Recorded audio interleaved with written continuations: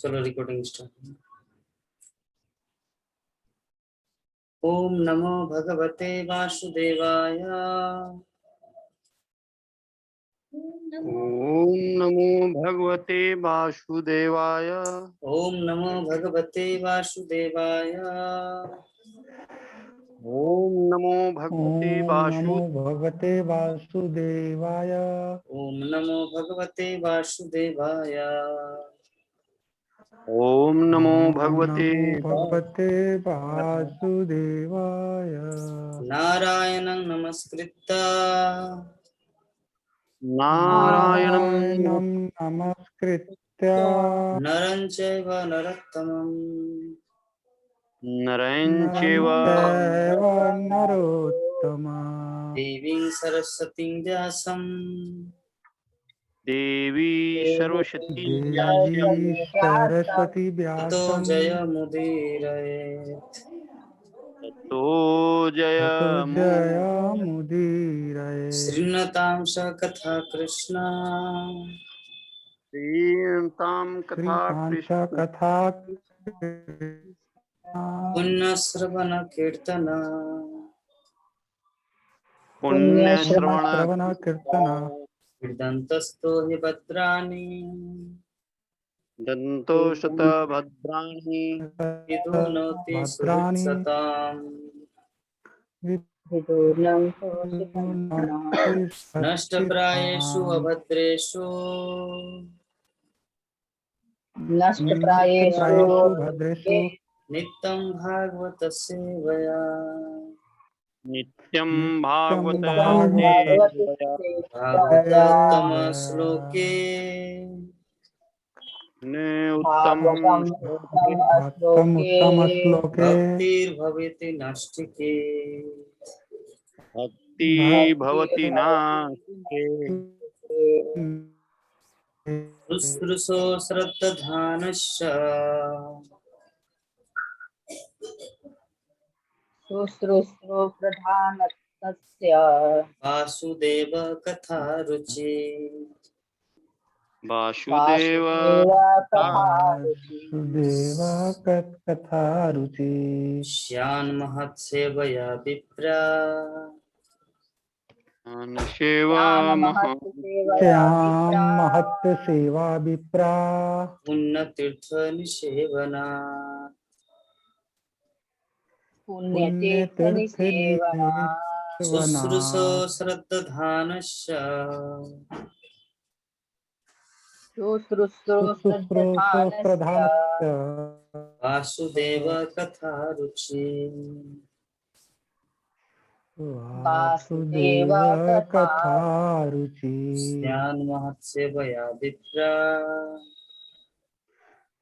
महत् ज्ञानमहत्सेवया विप्रा सेवाय पित्र पुण्यतीर्थनिसेवना पुण्यतीर्थ पुण्यतीर्थनिसेवना निसेवना। पढ़िए जल्दी जल्दी पढ़ना, टाइम हमारा बहुत आगे बढ़ते हैं। शुश्रूषो शुश्रू श्रद्धानस्य शुश्रूषो प्रधानस्य वासुदेव कथारुचि वासुदेव कथा रुचि। ज्ञानमहत्सेवया विप्रा महत सेवया विप्रा महत् सेवया विप्रा पुण्यतीर्थनिसेवनात् पुण्यतीर्थ निसेवना। शुश्रूषो श्रद्धानस्य श्रोत्रधानस्य वासुदेव कथारुचि वासुदेव कथा रुचि। स्यात् महत सेवया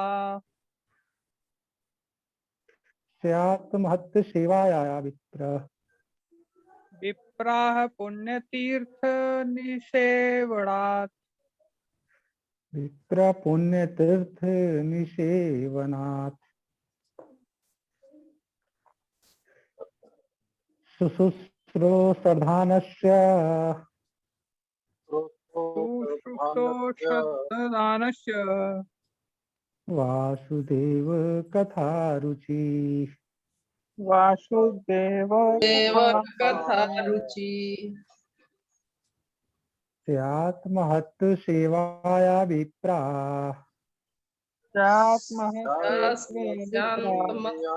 सेवाय विप्रा पुण्यतीर्थ निसेवनात् पुण्यतीर्थ निवेदो सेवनात् समय हो श्रुतोऽसर्वधानस्य वासुदेव कथा कथा रुचि रुचि स्यात् स्यात् महत् सेवया सेवया विप्रा विप्र पुण्य सेवनात् सभी भक्तों को हरे कृष्ण सेवनात् सभी भक्तों को बोला गया है हम जिस सुर में गाएंगे जो श्लोक जितना दूर जितना शब्द ले रहे हैं उस अनुसार करना है। श्यान महत सेवया विप्रा यहाँ तक आएगा, उसके बाद ये आएगा एक 4 लाइन में होता है एक श्लोक। शुश्रूषो श्रद्धानस्य एक, वासुदेव कथा रुचि 2, श्यान महत सेवया विप्रा 3, पुण्य तीर्थन सेवना 4। जब हम बोलेंगे उस समय ध्यान से सुनना है, टेंशन करके। चलिए कौन माता जी बोलिए। शुश्रूषश्रद्धानस्य शुश्रूषदानस्य वासुदेव कथा रुचि वासुदेव कथा रुचि श्यान महत् सेवया विप्रा स्यात् महत् सेवया महत् विप्रा सेवाया विप्रा पुण्यतीर्थि निर्विवनात् निसेवनाथ सेवनात् जी विप्रा पुण्यतीर्थ निसेवनात् पुण्यतीर्थ पुण्यतीर्थ निसेवना सेवना हरे कृष्णा प्रभु। ठीक है, बहुत श्रद्धे ध्यानस्य शुश्रूषो ध्यानरस्य शुश्रूषो श्रद्धानस्य वासुदेव कथा देव कथा रुचि वासुदेव कथा रुचि सेवया विप्राः ज्ञान महत् स्यात् सेवया महत् विप्रा सेवाया विप्रा पुण्य तीर्थ निसेवनात् पुण्यतीर्थ निसेवनात्। चलिए अनुपात पढ़िए।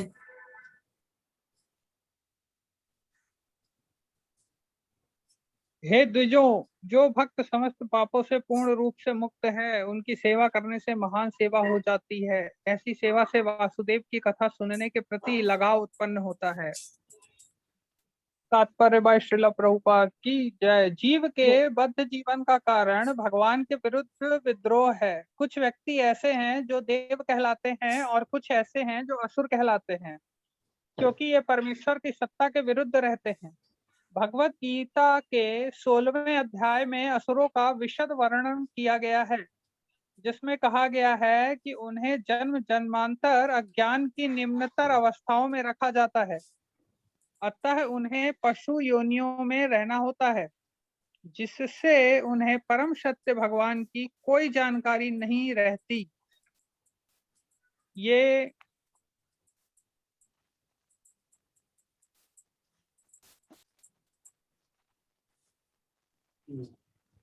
असुर भगवान की इच्छा अनुसार, हाँ प्रभु, ये असुर भगवान की इच्छा अनुसार उनके मुक्त सेवकों की कृपा से विभिन्न देशों में धीरे धीरे ईश्वर चेतना में परिशोधित किए जाते हैं।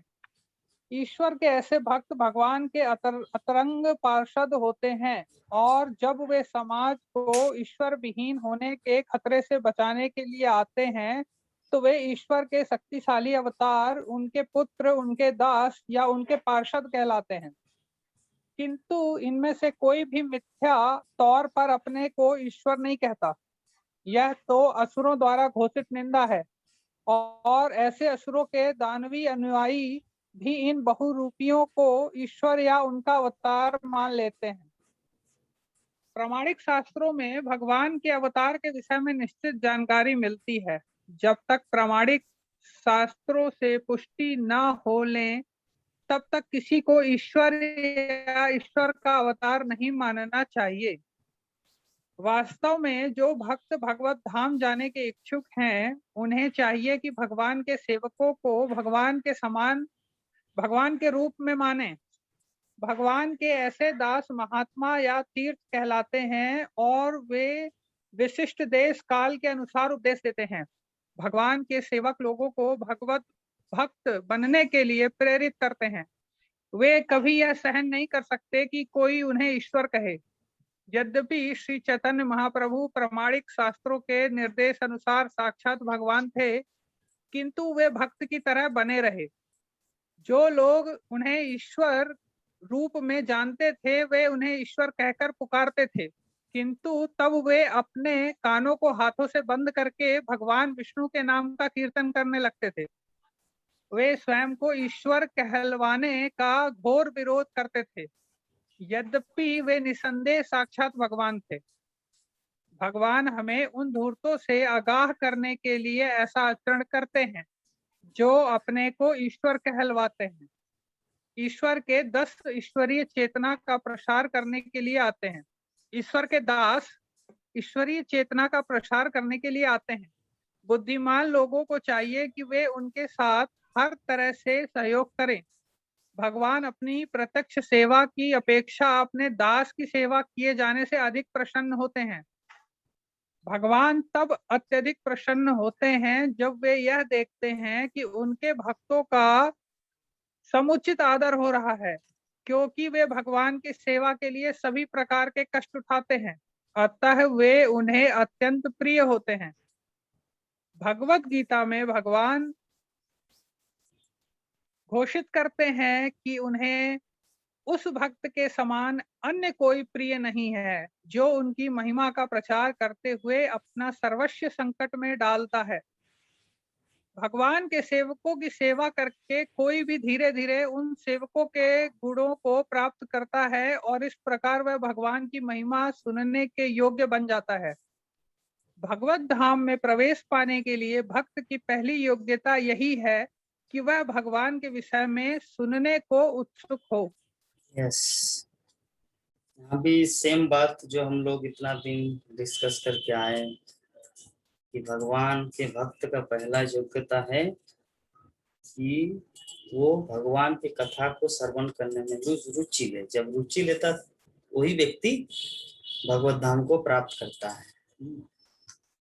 तो आज जो हमारा श्लोक है बहुत ही इम्पोर्टेंट श्लोक है हम सब के लिए। श्यान महत सेवया विप्रा पुण्य तीर्थ निसेवना। मतलब यहाँ पे सुत गोस्वामी एक नया श्लोक शौनकादि ऋषियों को बता रहे हैं।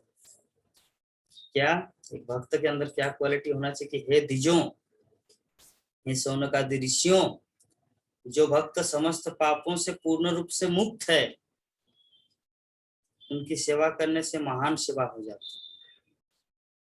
इसी सेवा से वासुदेव की कथा सुनने के प्रति लगाव उत्पन्न होता है।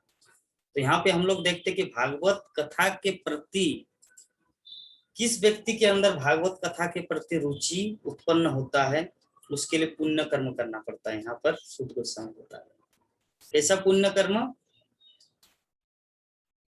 हे द्विजों, अगर जिसके मतलब जिनके शरीर में या अपने जीवन में जितना सारा पाप है, जिसका पाप धुल गया है, और धुलने के बाद जो भगवान के भक्तों की सेवा करते हैं, और भगवान के भक्तों की सेवा करने से ही उनका भगवान की कथा सुनने में रुचि आते है।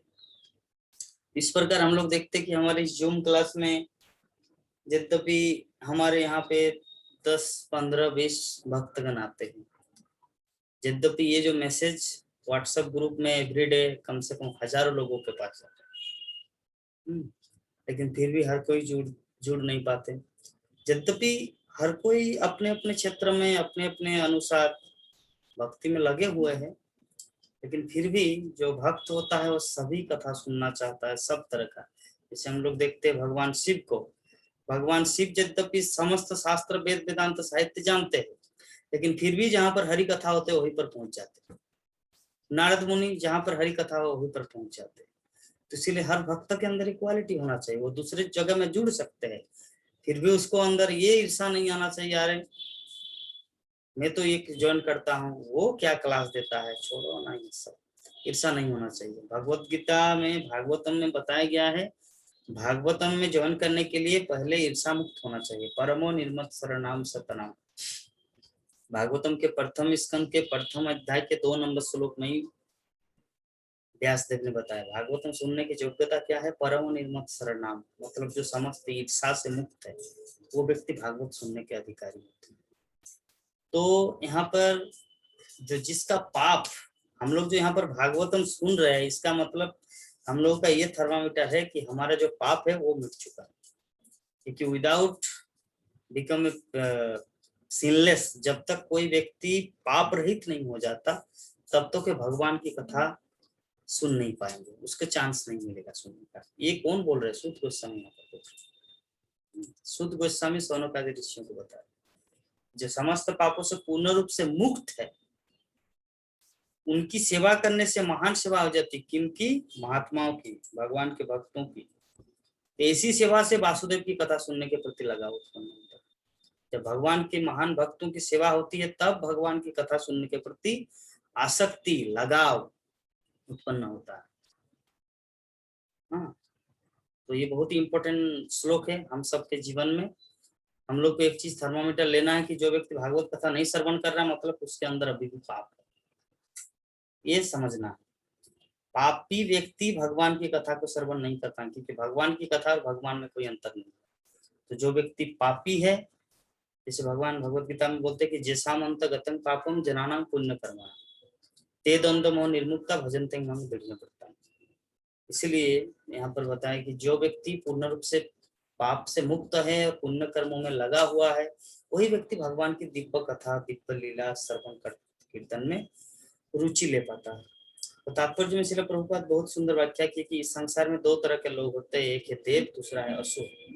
जो भगवान की जो सत्ता है, उनका जो एग्जिस्टेंस है, उनके विरुद्ध जो रहते हुए असुर कहलाते हैं। तो भगवत गीता के 16 अध्याय में इन सब की बहुत सुंदर रूप से व्याख्या किया जा चुका है, जिसमें बताया गया कि जो व्यक्ति भगवान के विरुद्ध आचरण करता है, जन्म जन्मांतर उनको अज्ञान की निम्नतर अवस्था में रखा जाता है, अतः उन्हें पशु जनियों में जाना पड़ता है। तो इस संसार में जितने सारे भक्तगण आते हैं जो प्रचार प्रसार के लिए, उदाहरण तो श्रील प्रभुपाद, भक्ति सिद्धांत सरस्वती ठाकुर, वो लोग ईश्वर विहीन, मतलब ऐसे ईश्वर के ऐसे भक्त अंतरंग पार्षद होते हैं भगवान के। वो लोग इस जगत में एंजॉय करने के लिए नहीं आते, नहीं अपने कर्म फल के अनुसार आते हैं।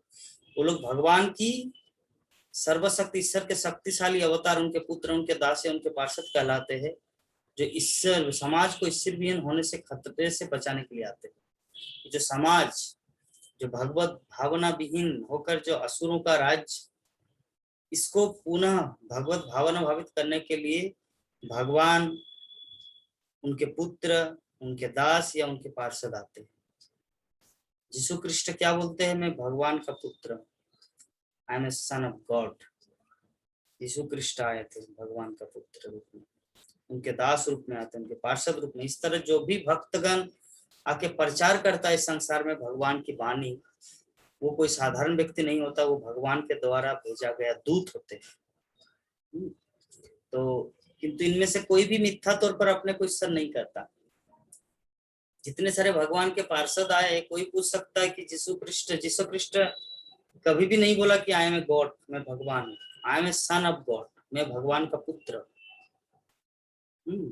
तो जो मिथ्या तौर पर कोई नहीं कहता। प्रभुपाद चैतन्य महाप्रभु ने पूरे भारतवर्ष में प्रचार किया कृष्ण भक्ति का, और श्रील प्रभुपाद ने पूरे विश्व में प्रचार किया। तो क्या प्रभुपाद बोले कि मैं तो भगवान से बढ़कर हूं? नहीं बोले। क्यों? क्योंकि भगवान जो है अपने भक्तों को क्रेडिट देता है, पुरस्कृत करता है, अपने भक्तों की मान बढ़ाते हैं। अर्जुन को क्रेडिट दिया कुरुक्षेत्र के युद्ध में, जब लंका युद्ध में जब ब्रिज तैयार हुआ था तो हनुमान को क्रेडिट दिया। तो उसी प्रकार चैतन्य महाप्रभु ने प्रभुपाद को क्रेडिट दिया। तो इस तरह हम लोग देखते हैं कि ये जितने सारे भक्त का नाते हैं इस संसार में, वो कोई साधारण व्यक्ति नहीं होते, भगवान के द्वारा घोषित के दूत है। किंतु ये तो असुरों द्वारा घोषित निंदा है कि इसे असुरों के दानवी अनुयायी भी इन बहुरूपियों को ईश्वर या उनका अवतार मान लेते हैं। कुछ लोग हैं संसार में किसी साधारण व्यक्ति को भगवान का अवतार मानते हैं, किंतु प्रामाणिक शास्त्रों में भगवान के अवतार के विषय में निश्चित जानकारी मिलती है। जब तक प्रामाणिक शास्त्रों में पुष्टि न हो ले तब तक किसी को ईश्वर या ईश्वर का अवतार नहीं मानना चाहिए। ये बहुत इंपॉर्टेंट चीज है, हम लोग को समझना है, दिन दुनिया देखना है।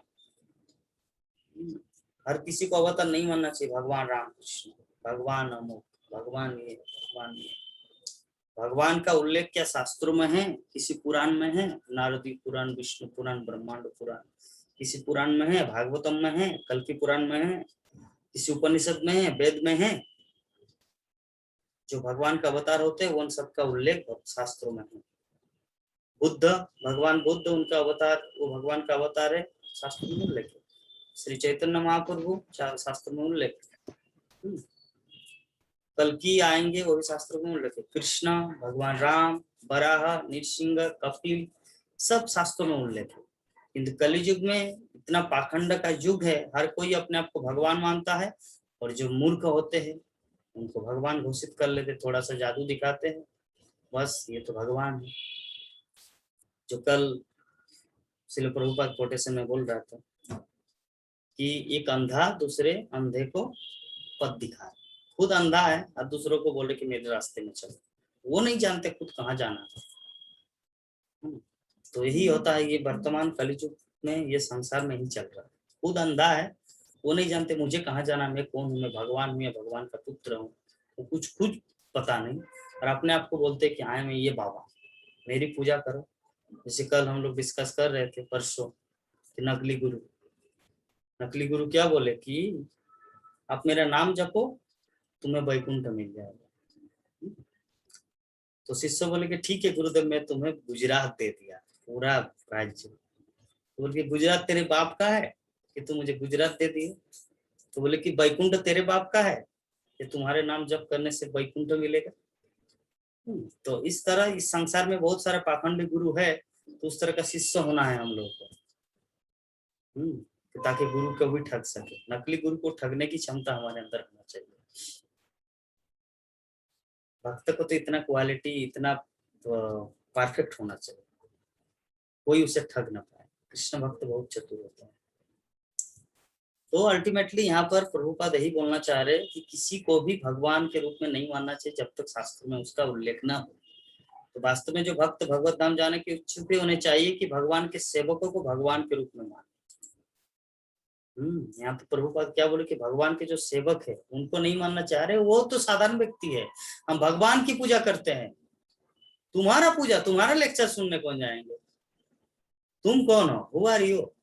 आई सर्विंग एवरीडे, बहुत सारा अगरबत्ती में जलाता हूँ, इतना मुट्ठा भर अगरबत्ती जलाता है, मंदिर में पूजा करता हूँ। तो भगवान क्या बोलते, लास्ट में क्या बोले हम लोग, आशीष प्रभु जी पढ़ रहे थे कि भगवान उसी के प्रति प्रसन्न होते जब उनके भक्तों की पूजा होती है। तो हम लोग आगे देखते हैं प्रभुपाद क्या बोल रहे हैं कि भगवान के ऐसे दास महात्मा या तीर्थ कहलाते हैं, वो विशिष्ट देश काल के अनुसार उपदेश देते हैं। वो देश काल अनुसार सोचता है और उस अनुसार उसको उपदेश देते हैं। ऐसा नहीं कि किसी जो अभी ABCD पढ़ रहा है और उनको PhD का ज्ञान देते हैं, ऐसा नहीं। अभी उनको PhD का ज्ञान नहीं देंगे। जैसे हमारे राकेश प्रभु जी रांची, वो हमारी जैसे उत्सुकता बस प्रश्न किए तो मैं तुरंत रिस्पॉन्स किया, प्रभु जी ठीक है, अतिशीघ्र आपको ये सब के बारे में ज्ञान मिलेगा और आपको हरिनाम की माला मिलेगी, सब कुछ उनको शिक्षा गुरु बना दिए। तो जबकि वो सिंसियर थे, सीरियस है। इसी प्रकार जब हम लोग सीरियस हो जाएंगे तो किसी न किसी रूप में हमारा एक पथ प्रदर्शक गुरु आ जाएगा हमारे जीवन में, और वही गुरु हमें भगवान तक पहुंचाएंगे। हमारे पास उतना क्वालिटी नहीं है, योग्यता नहीं है कि हम लोग खुद बुक पढ़ के भगवान के पास जा सकते हैं। Not possible. इसके लिए भगवान के भक्तों का सानिध्य जरूरी है। तो भगवान के सेवक लोगों को भगवत भक्त बनने के लिए प्रेरित करते हैं। क्या करते हैं? भगवान के भक्त लोगों को भगवान कृष्ण का भक्त बनने के लिए इंस्पायर करता है। ये जो हमारा जूम क्लास उद्देश्य क्या है? जूम क्लास का उद्देश्य हो रहा है कि भक्तों को मतलब लोगों को भगवत भक्त बनने के लिए इंस्पिरेशन प्राप्त हो। वो कभी सहन नहीं कर सकते कि कोई उन्हें ईश्वर करे। अगर कोई जैसे कोई भक्त बोलते हैं, हमारे विश्वनाथ मंडल प्रभु जी मुझे बोलते, प्रभु आप तो परम शुद्ध भक्त है, एक दिन बोले थे। लेकिन मैं बोला, प्रभु जी शास्त्रों में विधान है कि शुद्ध भक्त हर किसी को नहीं कहा जा सकता।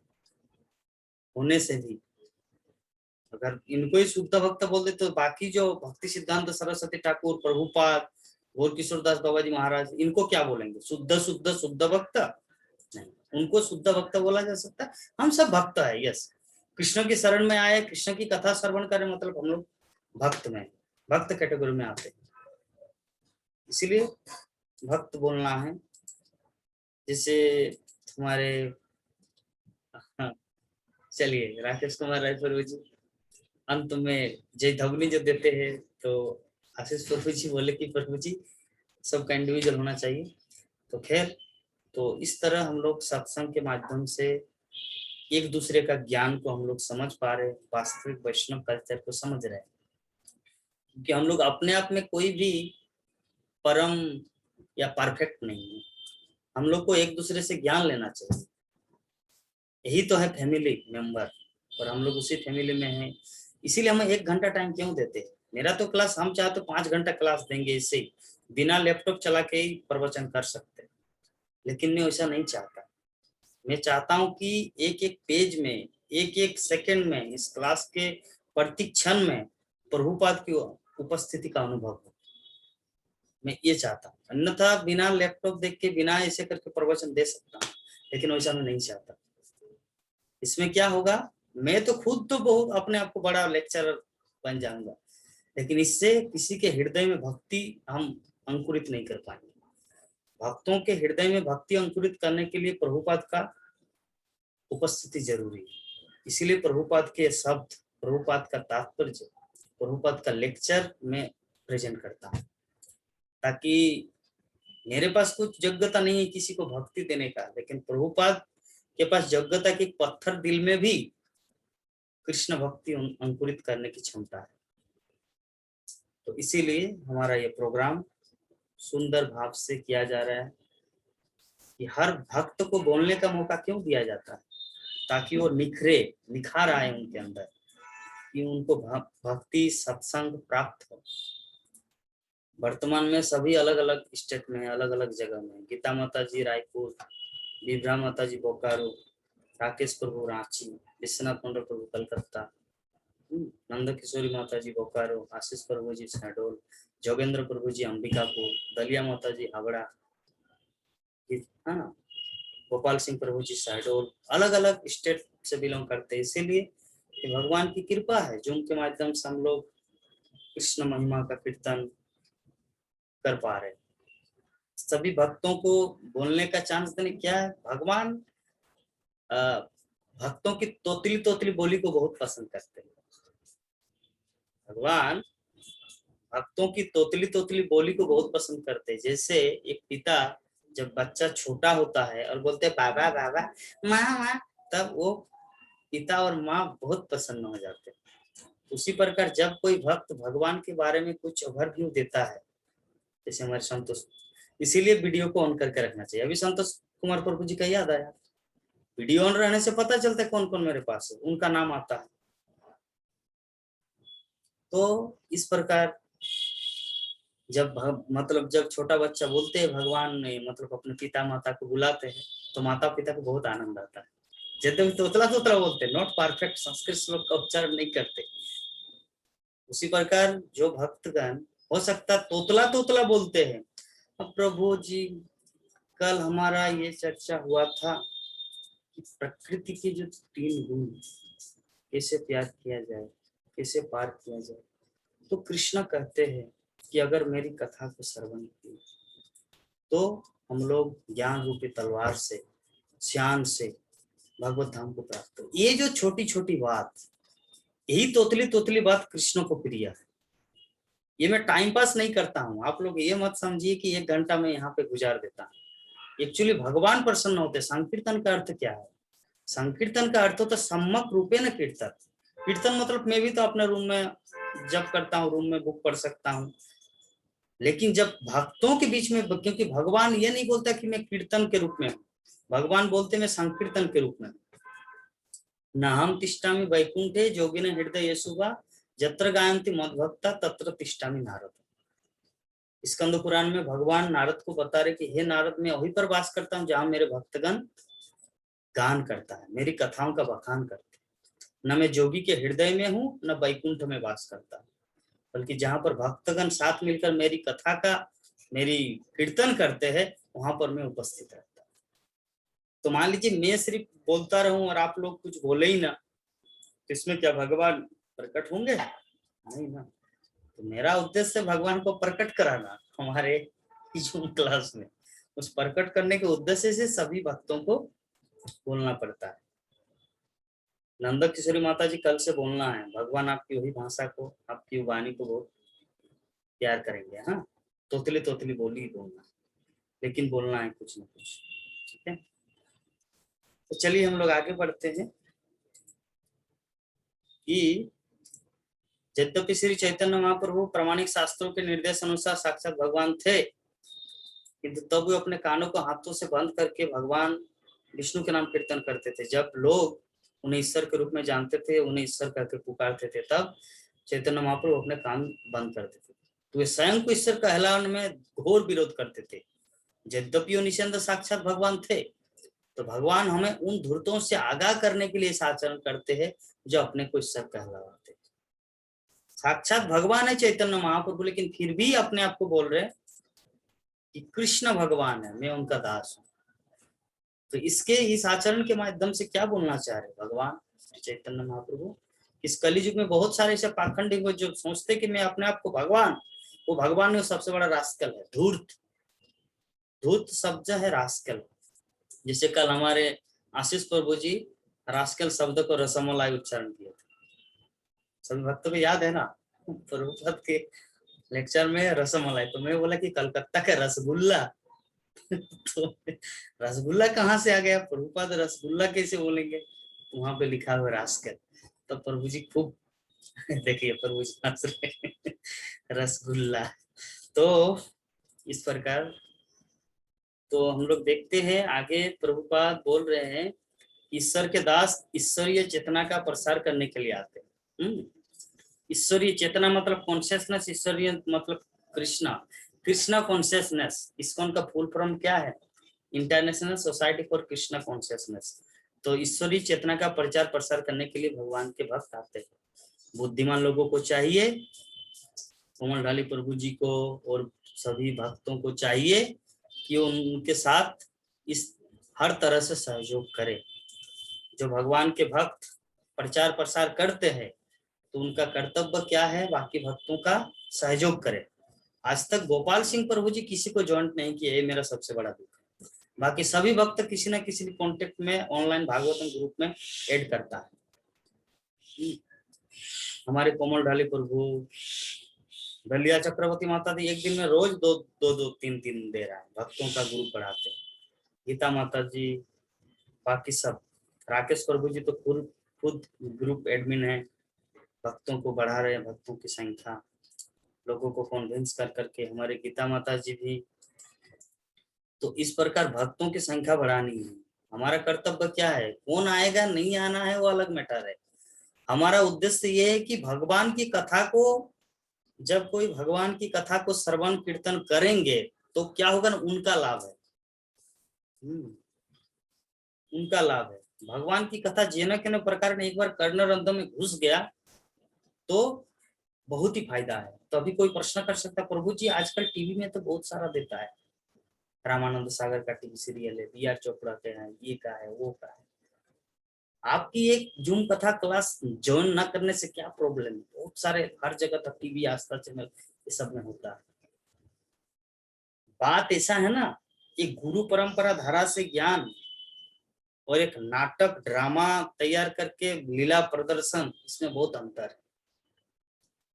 कहने का मतलब ये है कि कोई ऐसा व्यक्ति है जो सीरियल देख के भगवान कृष्ण का भक्त बना है? नहीं। जबकि यहाँ पे भूरी भूरी हजारों प्रमाण है कि प्रभुपाद का 10 रुपये का एक पुस्तक पढ़ के भगवान का भक्त बना। उदाहरण स्वरूप हमारे राकेश कुमार राय, राज इस्कॉन बोकारो, 10 रुपये का गीता सार पुस्तक पढ़ के भक्ति जीवन में आए, गीता सार। और अभी वही चीज वो प्रभु जी हर जगह बांटते रहते हैं। तो पुस्तक साक्षात भगवान की वाणी, वो किसी के लाइफ को चेंज कर सकता है। सबके जीवन में हम लोग अगर झांक के देखेंगे तो प्रभुपाद का बुक्स, इस्कॉन का भक्त, इस्कॉन मंदिर, ये 3 तरह से व्यक्ति के जीवन को परिवर्तित करता है। तो इसीलिए ये जो जूम क्लास, इसमें क्या है ना, भक्तों का संग है। यहाँ पे प्रभाव, यहाँ पे साक्षात भगवान है। अभी उस सीरियल में भगवान नहीं है, यद्यपि एक्टिंग किया जाता है, लेकिन जहाँ पे, क्योंकि हम लोग शास्त्र के अनुसार देख रहे हैं ना। बात ऐसा नहीं कि प्रभु जी आप प्रवचन दे रहे इसीलिए आप ऐसा बोल रहे कि आपके सामने भगवान है। अरे शास्त्र बोल रहे बाबा, शास्त्रों में कहा गया है कि जत्र गायन्ति मद भक्ता तत्र तिष्ठामि नारद। मतलब जहां पर मेरे भक्तगण एक साथ मिलकर हरि कथा का चर्चा करते हैं, वहीं पर भगवान प्रकट होते हैं।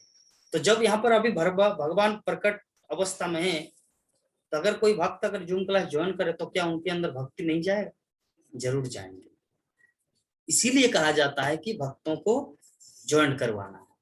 अगर इसमें एक बार अगर आ गए तो वो भक्ति प्राप्त करेंगे, भक्ति का अंकुर उसको मिलेगा और किसी न किसी रूप में भविष्य में भक्त बनेगा। इसीलिए इतना इंपॉर्टेंट है। जैसे देखिए हमारे कोमल डाली प्रभु जी, हमारे जोगेंद्र प्रभु जी को ज्वाइन किए।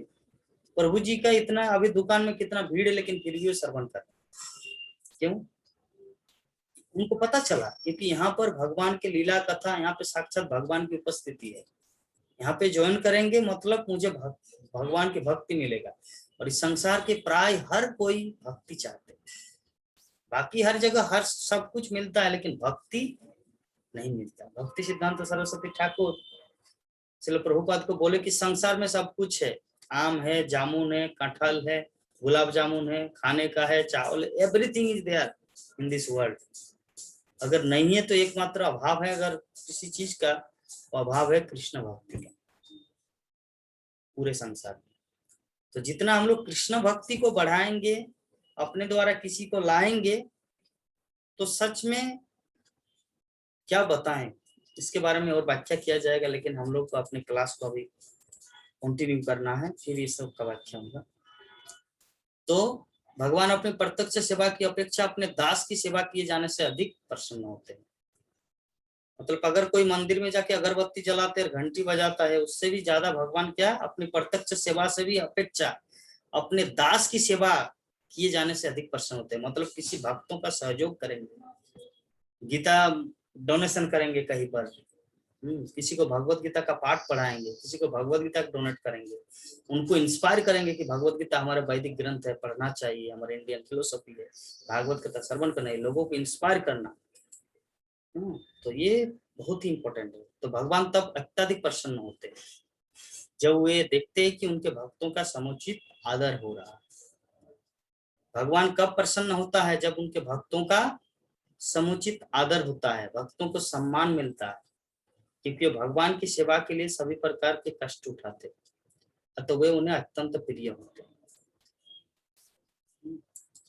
एक चीज विचार करने वाली बात है, यद्यपि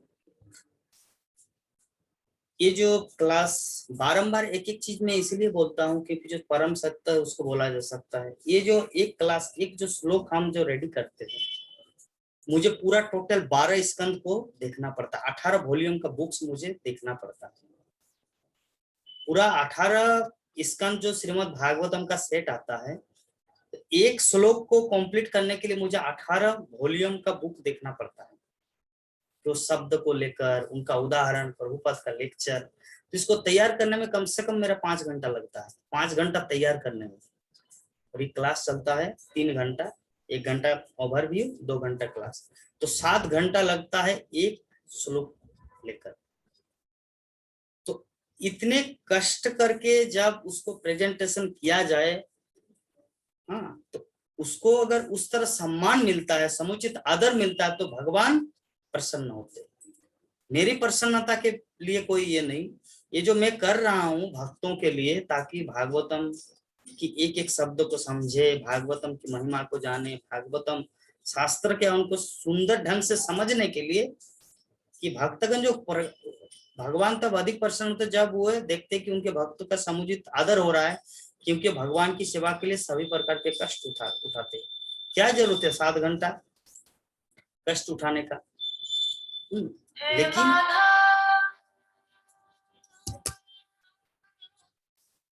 एक सेकंड,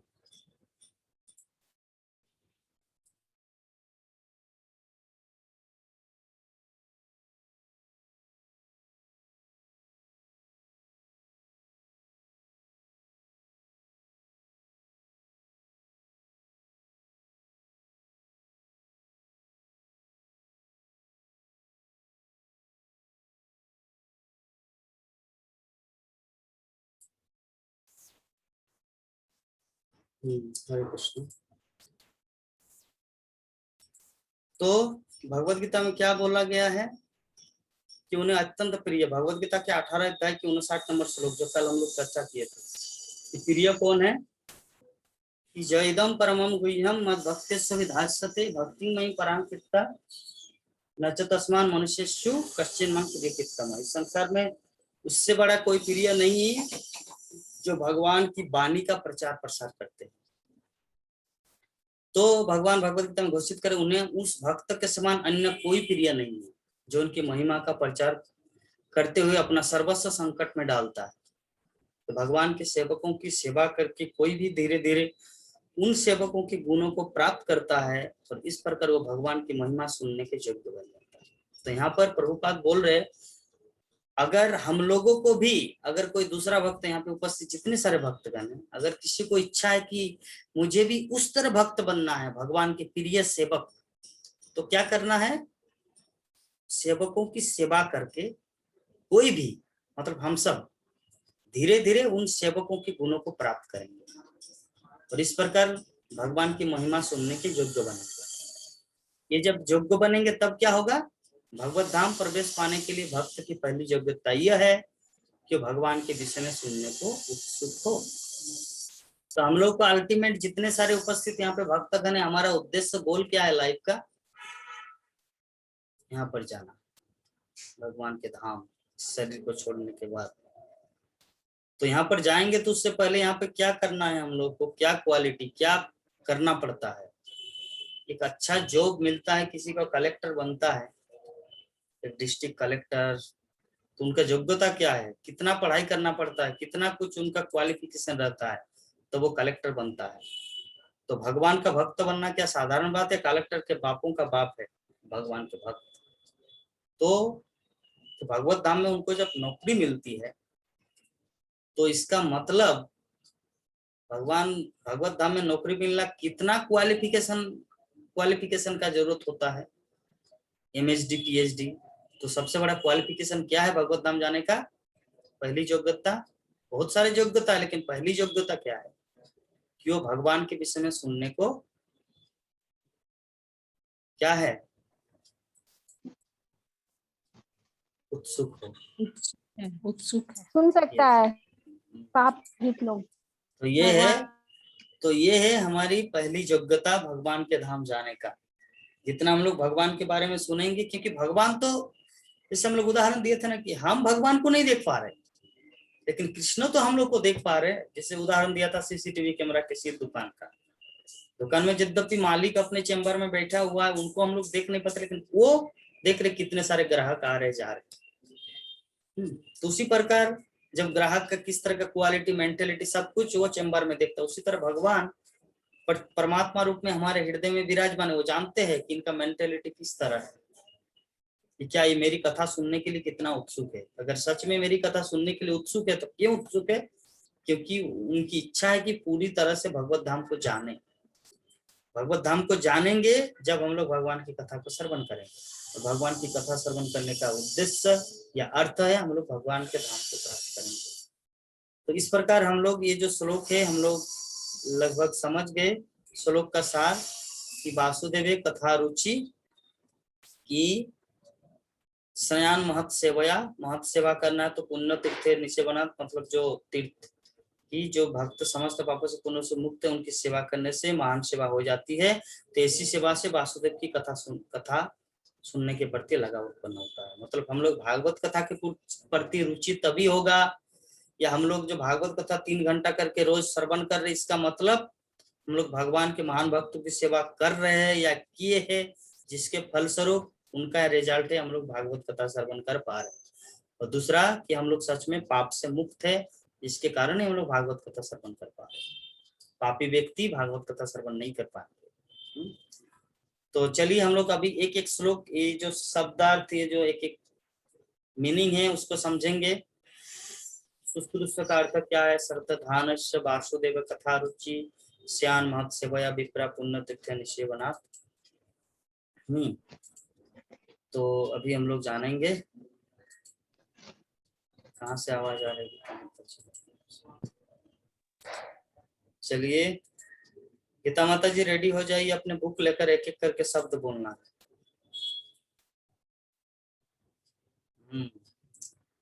चलिए कौन पढ़ेंगे? ये तो आज का श्लोक है शुश्रूषो। पहला श्लोक क्या है? पहला शब्द शुश्रूम, शुश्रु। इसलिए प्रभुपद क्लास दिए थे कहाँ पर? Los Angeles location. कहाँ? कब? 19 अगस्त 1972। श्रीमद् भागवतम के प्रथम स्कंद के द्वितीय अध्याय के 16 नंबर अध्याय। कौन पढ़ेंगे? राकेश कुमार प्रभु जी पढ़िए।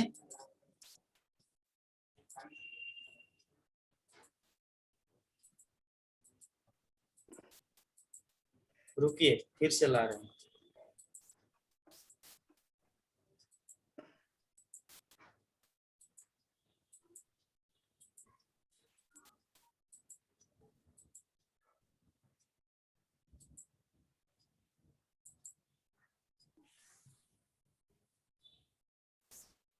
पढ़िए प्रभु जी।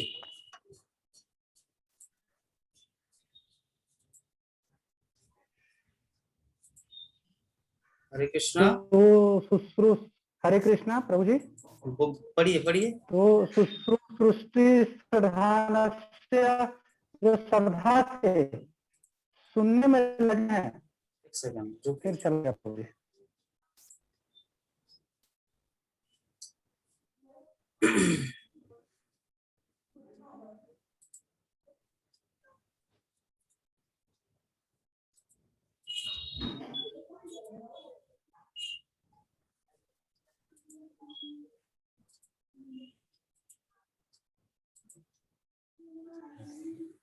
पढ़िए, क्लियर पढ़ना है हाँ, ताकि सबको समझने में आसानी। ठीक है प्रभु जी।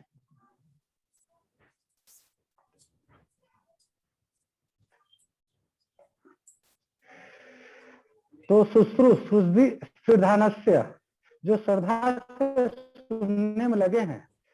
श्रद्धा धन दाऊ श्रद्धा, विश्वास के बिना आप कोई प्रगति नहीं कर सकते। यह आध्यात्मिक जीवन की शुरुआत है। अदेव श्रद्धा, ओह यहाँ है कृष्ण भगवानामृत चल रहा है, यह बहुत अच्छा है। वे लोग उपदेश दे रहे हैं, लोग फिर भी हमारी गतिविधियों की तारीफ कर रहे हैं। अगर हम अपना मानक रखेंगे तो वे सराहना करेंगे। तो इसे श्रद्धा कहा जाता है। इस प्रशंसा को श्रद्धा श्रद्धनस्य कहा जाता है। वह भी शामिल नहीं होता। अगर कोई कहता है ओह यह बहुत अच्छा है, यह बहुत अच्छा है, ये लोग अच्छे हैं, कभी कभी वो कागजात में हंसते हैं कि ये हरे कृष्ण लोग अच्छे हैं। कहते हैं, कहते हैं क्लियर पढ़ना है, बोला ना क्लियर पढ़ना। ये हरे कृष्ण लोग अच्छे हम कहते हैं, चाहते हैं, उनसे अधिक वे कहते। हम चाहते हैं उनसे अधिक वे कहते हैं, तो यह प्रशंसा भी एक ऐसे व्यक्ति के लिए एक लिफ्ट है। अगर वह नहीं सुनता है, नहीं आता है, तो बस कहता है यह बहुत अच्छा है।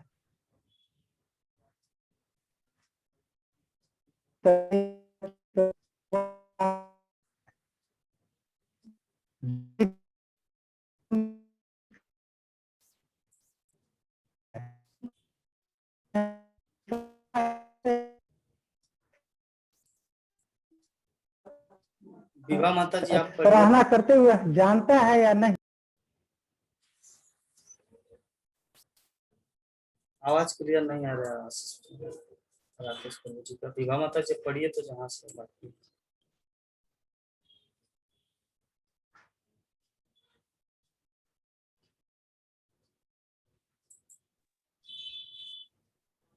तो यह प्रशंसा भी एक ऐसे व्यक्ति के लिए एक लिफ्ट है।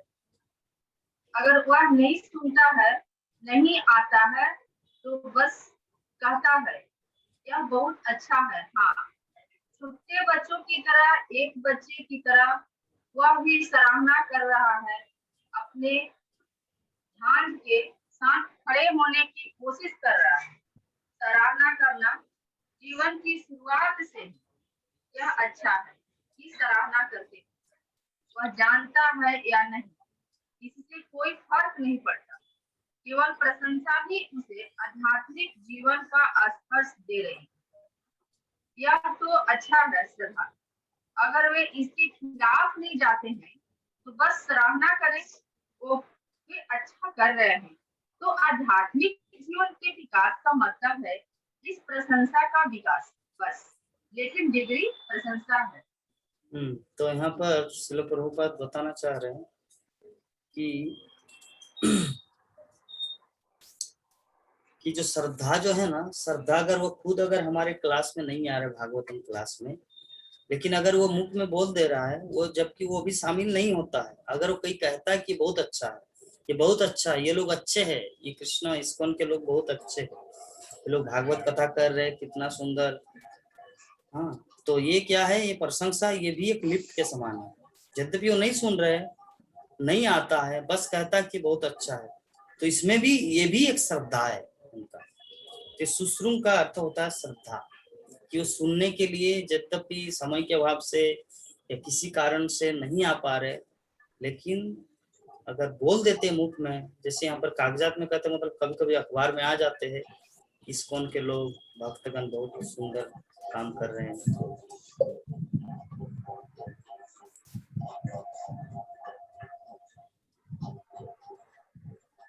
नंद किशोर माता जी, आप कुछ बोलेंगे? जी प्रभु जी। आप कुछ बोलेंगे? नहीं, ये पता ना क्या हो, नहीं प्रभु जी, कुछ इसमें क्या हो गया है नहीं समझ में आता है।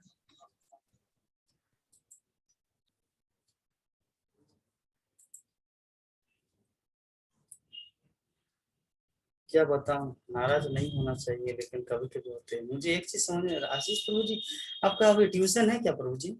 आप अपना वीडियो ऑन नहीं करते हैं ना, मुझे दुख लगता है। नहीं प्रभु, मैं अभी आम खा रहा हूँ। आम खाइए, कोई बात नहीं। एक्चुअली मुझे उपस्थिति का अनुभव नहीं होता है, क्योंकि मैं आपके द्वारा कुछ कुछ चीज पढ़वाना चाहता हूँ, लेकिन मैं सोच रहा हूँ कि आप हो सकता है अनकंफर्टेबल है, आप यहाँ पे उपस्थित नहीं है, जिस कारण ये भक्त, वो भक्त, ये भक्त, ये भक्त मुझे बोलना पड़ता है। अब दुखी नहीं होना, लेकिन मैं इसे बोलता हूँ, इसमें देखिए टाइम पास होता है ना हमारा। भागवत कथा जब हम इतना 7 घंटा प्रेजेंटेशन के लिए समय देते, तो कम से कम जब तक आप यहाँ पे उपस्थित 2 घंटा एटलीस्ट कम से कम उस समय वीडियो ऑन करके रखिए। ठीक है, यहाँ पे आप सिर्फ सुनने के लिए श्रोता नहीं है, आप एक ऑपरेटर है, ये भी सोचना है, समझना है। आपको हम कितना हल्का काम कर दिया। पहले तो आप खुद लैपटॉप चला के इस कार्य का ये करते थे, अभी मैं खुद कर रहा हूँ। कम से कम उपस्थित तो होना है। राकेश कुमार रांची प्रभु जी पढ़ रहे, लेकिन उनका नेटवर्क डिस्टर्ब हो रहा है, उसमें से बहुत सारे भक्तों की परेशानी हो रही है। और प्रभु जी पढ़ते पढ़ते कहता को चाहता बोल देते, चाहता को कहता, उसमें और प्रॉब्लम, उसको और सुधारना पड़ रहा है। इसीलिए मैं आपको ऑपरेटर के रूप में रखा हूँ, ताकि चीज अच्छा नाइस प्रेजेंटेशन हो। इसमें किसी भी भक्त के दिल में मैं दुख देने के लिए नहीं बोल रहा, ताकि ये जो 3 घंटा जो हम लोग एक साथ बैठे हुए हैं, जो 7 घंटा जो बाकी समय जो हम देते हैं इसको प्रेजेंट करने के लिए, अगर इसी टाइम अगर सुंदर रूप से प्रेजेंट ना हो तो मुझे दुख होता है। ठीक है, आई एम सॉरी फॉर। चलिए इसके बाद क्या शब्द है? संतोष प्रभु आप पढ़ सकते हैं क्या? संतोष प्रभु जी हरि बोल। प्रभु जी पढ़िए अनम्यूट करके थोड़ा सा। ये शब्द पढ़िए। हे राजर्षि, जो श्रद्धावान है, जो भगवान की महिमा का निरंतर श्रवण करते हैं, सदैव कृष्ण चेतना के अनुशीलन तथा भगवान के कार्यकलापों को सुनने में लगे हुए हैं, शीघ्र ही भगवान का साक्षात्कार करने के योग्य हो जाता है। तात्पर्य: वासुदेव की दिव्य प्रेमा भक्ति में निरंतर लगे रहने का अर्थ है भगवान के गुणों को निरंतर सुनने रहना। भक्ति योग के सिद्धांत है सर्वनम कीर्तनम विष्णु स्मरणम पाद सेवनम अर्चनम वंदनम तत्सम सक्कम आत्म निवेदनम। एकमात्र साधन है। पढ़ो। एकमात्र उनके सिद्धि प्राप्त की जा सकती है। भगवान के गुणों के श्रवण मात्र से दिव्य पद होता है।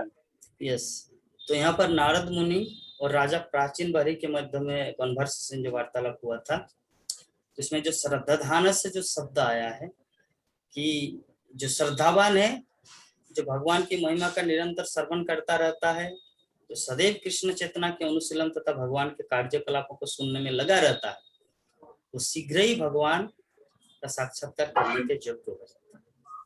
तो देखिए यहाँ पर कितना इम्पोर्टेंट चीज हमारे जीवन में, कि अगर हम लोग भगवान की कथा को सुनने में लगे रहे, उनकी महिमा का निरंतर श्रवण करते रहे, कृष्ण चेतना के जो अनुशीलन 16 माला जप लाइक जो भक्ति की विधि है, अगर लगे रहे तो क्या होगा? नारद मुनि बोल रहे हैं कि शीघ्र ही भगवान का साक्षात्कार होने के हम लोग यज्ञ हो जाएंगे। तो शुरुआत क्या? श्रद्धाधानस्य, सिन्नत श्रद्धाधानस्य। सुश्रु मतलब सिन्नत, सिन्नत मीन्स हियरिंग, सुनना, एक ही चीज है। सिन्नत श्रद्धाधानस्य, तो सुश्रु श्रद्धाधानस्य मतलब ये जो भक्ति की 9 विधियां हैं, सर्वनम कीर्तनम विष्णु स्मरणम पाद सेवनम अर्चनम वंदनम दशम सक्कम आत्म निवेदनम, ये भक्ति की 9 प्रकार की विधि है। तो उनमें से सर्व प्रमुख क्या है? सर्वनम, सुनना भगवान के बारे में। तो भगवान के गुणों के श्रवण मात्र से मनुष्य दिव्य पद को प्राप्त करता है। देखिए यहाँ पर बारंबार श्रील प्रभुपाद, नारद मुनि, पूरा भागवतम एक ही चीज बारंबार बोल रहे कि श्रवण कितना इंपॉर्टेंट है भक्ति जीवन में। और अगर हम लोग श्रवण नहीं करेंगे सुंदर भाव से, तो हम लोग भक्ति जीवन में कैसे प्रगति करेंगे? चाहे आप 64 माला जप करें या सारे तीर्थों का, या द्वादश ज्योतिर्लिंग, जम्मू कश्मीर, कन्याकुमारी, बद्रीनाथ, सब कुछ के, लेकिन उन सब का उल्लेख भागवतम नहीं कर रहा। भागवतम बोल रहे श्रवण, भगवान के लीला कथाओं का जस्ट श्रवण करो, इसमें ही भगवान का साक्षात्कार होगा या भगवान को पाएंगे। हाँ, तो इसीलिए हम लोग को कितना अटेंशन होना चाहिए सभी भक्तों के अंदर, ये जो केयरफुली लिसन। खैर कभी कभी मैं कड़वा वचन बोल देता हूँ, भक्त को दुख देता हूँ, लक्ष्मी सामने बैठी रहती है, मुझे बाद में डांटती है, या भक्तों को क्यों ऐसे करते हैं। मैं तो कभी भक्तों को ऐसा नहीं, तो मैं बोला कि देखिए क्या करूं। एक्चुअली मैं इतना दिन प्रभुपाद का लेक्चर और गुरु महाराज का लेक्चर सुना हूं ना, तो जिसके कारण गुरु महाराज जैसे डांटते थे, गुरु मतलब शिष्य को डांटेंगे, और प्रभुपाद तो डांटेंगे क्योंकि जगत गुरु है। हाँ, तो इसीलिए डांट, तो वो चीज हैबिट हो चुका है। अगर कोई त्रुटि करता है शिष्य में, और शिष्यों का त्रुटि देखना गुरु का कर्तव्य है। अगर गुरुदेव हाँ बहुत अच्छा के, ठीक है सो जाओ, आप सो के आराम से भागवत कथा सुनो, जूम क्लास, हेडफोन लगा के, यहाँ पे वीडियो ऑन करने का जरूरत नहीं। अगर ऐसा करेंगे तो क्या होगा, ढीला पड़ जाएगा। तो इसीलिए जबकि ये देखिए आशीष प्रभु जी हंस रहे हैं, तो इसीलिए गुरु महाराज का और प्रभुपाद का जो इतना दिन जो श्रवण किए 7 साल 2014 से लेकर 2021 जो लगातार चल ही रहा, अभी भी सुन रहे हैं, तब तो आप लोग के सामने बोल पाते हैं। लेकिन वो नाराज होती है, सामने जो लक्ष्मी बैठी रहती है वो भक्ति है, क्यों डांटते हो भक्तों को इतना, उन लोग के मन में कष्ट नहीं हो रहा है? तो मैं बोलता हूँ क्या करूं, मुझे भी तो पश्चाताप होते हैं कि भक्तों को तो एकदम दिव्य मीठा बोलना चाहिए अमृत की तरह, ताकि उसके कान में ऐसा लगे कि जैसे दिव्य अमृत का संचार है, लेकिन बोलना पड़ता है। ठीक है, इसलिए कोई दुखी नहीं होना है, किसी भक्त के हृदय में दुख नहीं होना। हाँ, तो चलिए श्रद्धा ध्यान से समझ गए। इसके बाद वासुदेव कथा रुचि, वासुदेव कथा, ये श्रीमद् भागवतम के कितना है पढ़िए, श्री सुखदेव गोस्वामी बता रहे हैं कि संस्कृत भी पढ़ना है। कोई भी भक्त पढ़िए, माता जी प्रभु जी जो भी।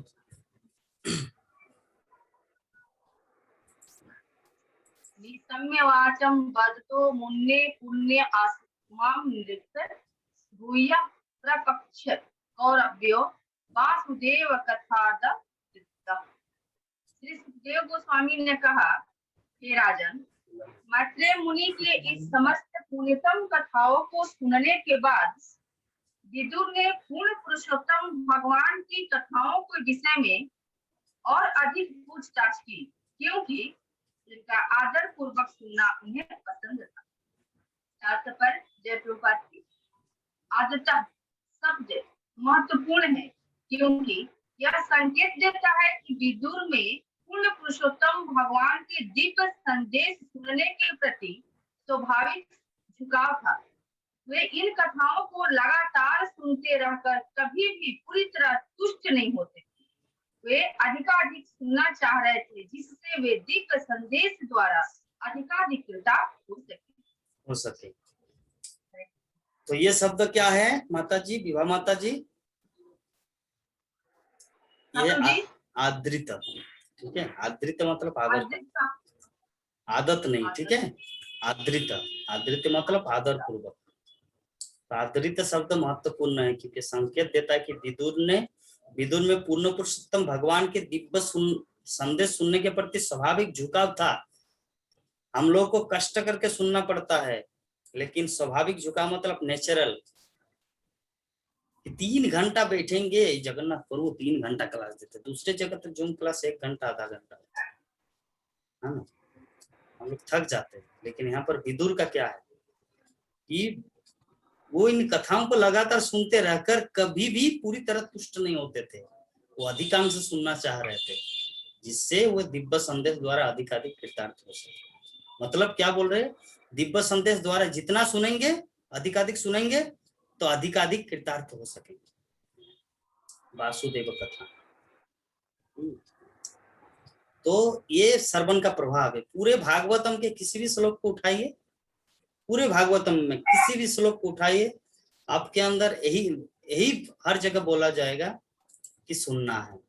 भागवतम कथा को जितना श्रवण करेंगे, भागवतम कथा को जितना आदर करेंगे, जो भक्त भगवान की कथा महिमा का बखान कर रहे, उनको जितना उनके प्रति या उनकी जितना सेवा करेंगे, भक्ति जीवन में हमारा प्रगति उतना ही डेवलप होगा। मतलब हम लोग स्पीड में भक्ति प्राप्त कर पाएंगे। तो ये सुनना यद्यपि पहला अंग है, लेकिन पहला अंग होते हैं तो 9 भक्ति श्रवणम कीर्तनम विष्णु, 9 प्रकार की विधियों में से यद्यपि श्रवण जो है वो पहला है, लेकिन पहला होने के साथ साथ वो सर्व संपूर्ण है। उसको छोड़कर आप कुछ भी करें, अर्चनम करो, कीर्तन करो, पाद सेवनम करो, कुछ फायदा नहीं है। समझेंगे नहीं हम किसका कर रहे हैं। किसी व्यक्ति विशेष के बारे में आप जानते ही नहीं, उसकी सेवा करने का आनंद कैसे मिलेगा? आपके घर में राष्ट्रपति आए हैं या आएंगे, तो आप कैसा, आपका उत्सुकता कैसे होगा कि मैं उसको ये पिलाऊंगी, ये करूंगा, ये उनको इस जगह में चेयर में बैठने दूंगा, ये तो उनके बारे में महिमा के बारे में जान, जिसके कारण सेवा करने में आपको आनंद आएगा। लेकिन अगर आप जानते नहीं हो देश का राष्ट्रपति हो, क्या करेंगे? ठीक, यहाँ पे बैठ जाइए, चेयर अगर गंदा है तो यहाँ पे सोफा में बैठ जाइए, महिमा पता नहीं। लेकिन अगर वो राष्ट्रपति है, सोफा क्या है, मैं अपनी खुद की साड़ी से इसको साड़ी बिछा के या कोई दूसरा एकदम नया ये करके, क्यों? क्योंकि उनके महिमा के बारे में जानते हैं। ये प्रेसिडेंट ऑफ दिस कंट्री, मतलब देश का राष्ट्रपति। तो उसी प्रकार जब हम लोग भगवान के बारे में सुनेंगे, जानेंगे कि भगवान कौन है, तो उनके प्रति प्रेम करना, अर्चन करना, कीर्तन करना, वंदन करना सब स्वाभाविक रूप से अच्छा होगा। तो इसीलिए श्रवण महत्वपूर्ण है। पूरे भागवतम के 18,000 श्लोकों का यही सार श्रवण।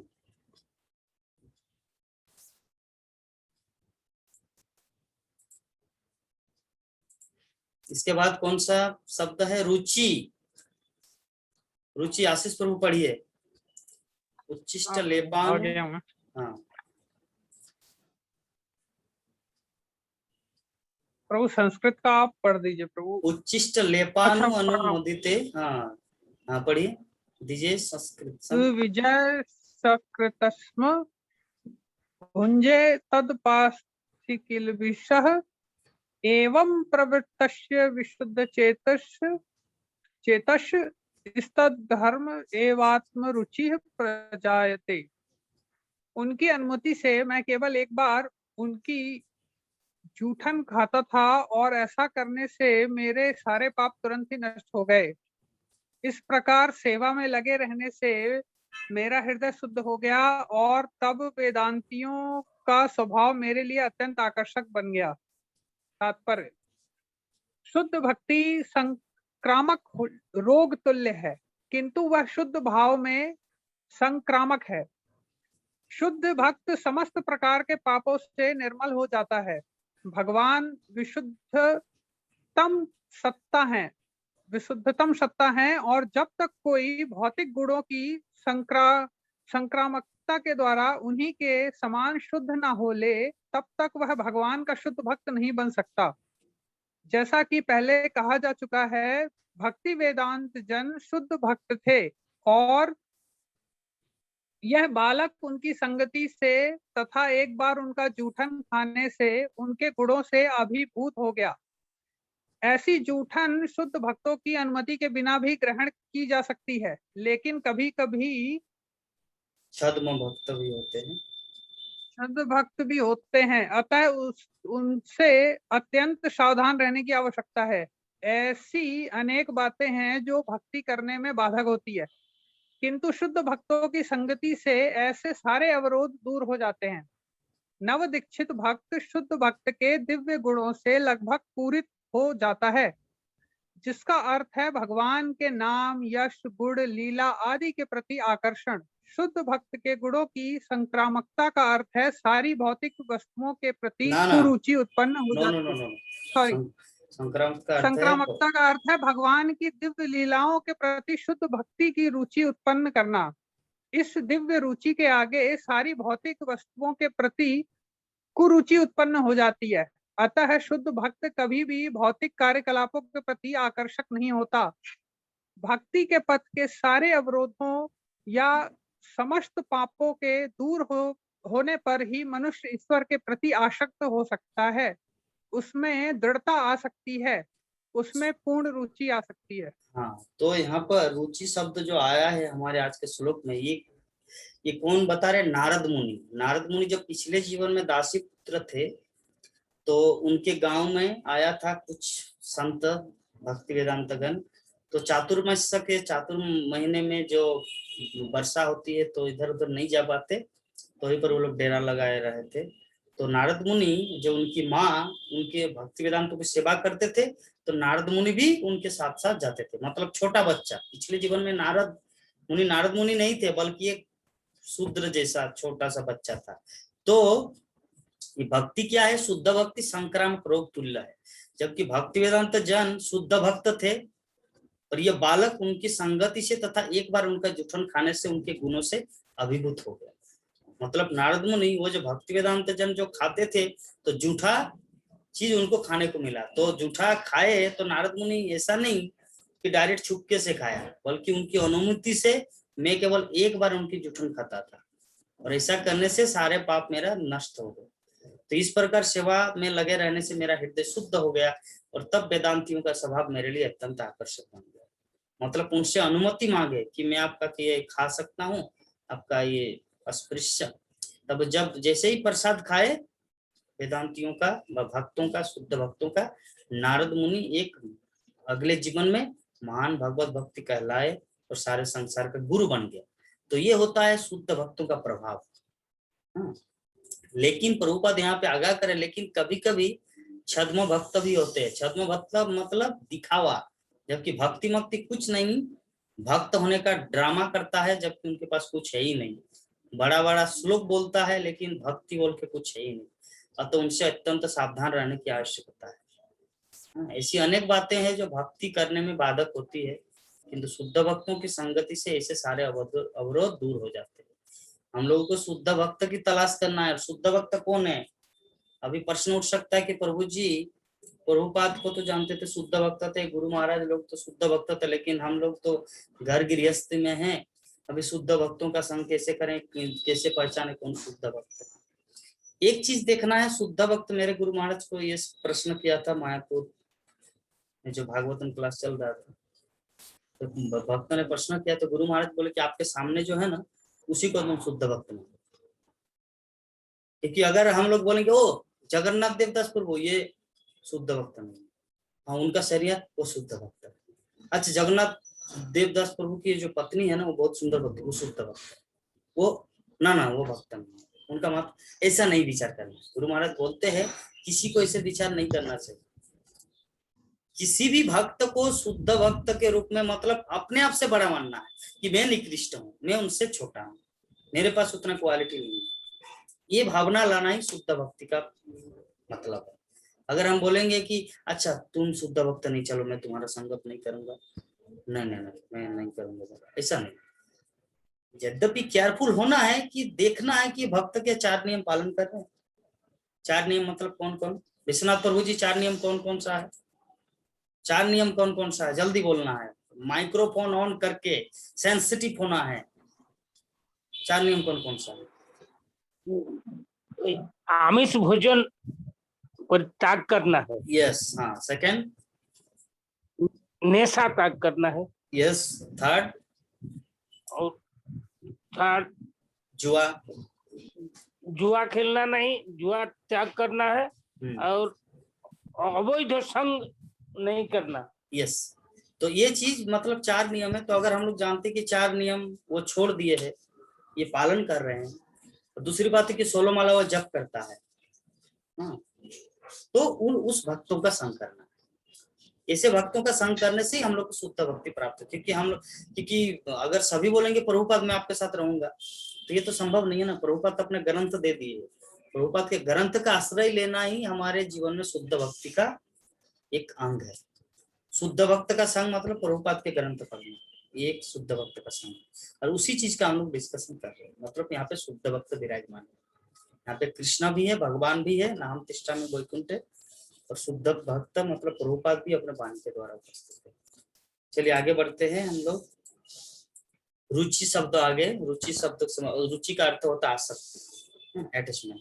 किसी के प्रति, किसके प्रति? भगवान के प्रति, भगवान के नाम के प्रति, भगवान की लीला कथा के प्रति। नेक्स्ट पढ़िए।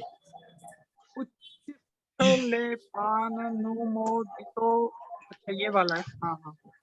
नाम किम नम किम कम यस्य वाची स्मरण पथ गतः श्रोत मूलः गतः वा शुद्धः वसुध वर्णः व्यवहारहित रहितः तारयत्य एव सत्यम तक सेद देहा द्रविड़ जनता लोभा पंडन मध्ये निकितम स्यान्न फलाह जनकः आश्रम एवत्र विप्रः।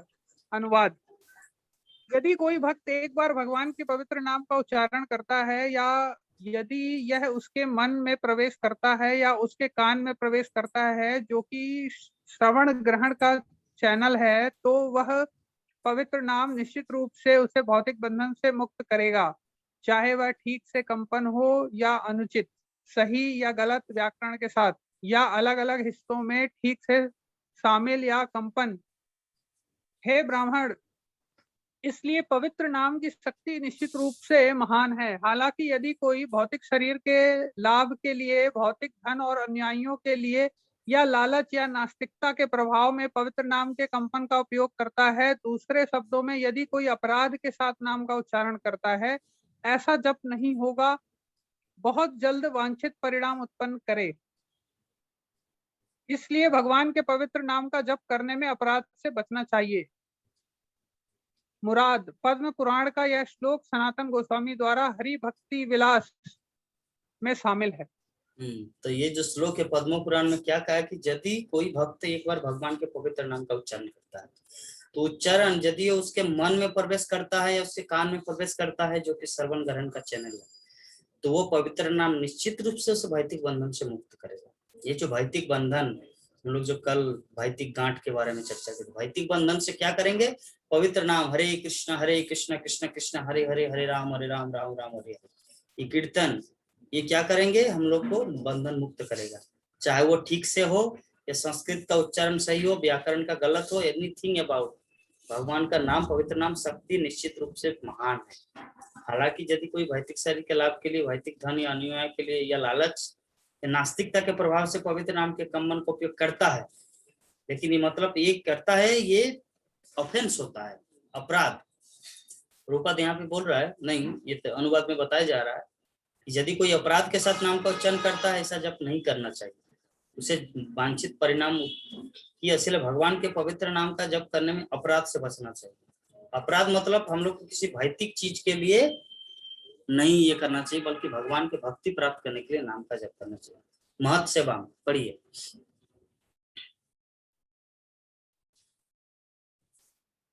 जी प्रभु। महत् सेवाम द्वार माहुर विमुक्ते स्तमोदावारम योसिताम संघि संगम महान्तस्ते समचित्ताः प्रशांत विमन्वयः यवः। रुकिए, इसको पढ़ना है प्रभु? नहीं हम ला रहे हैं।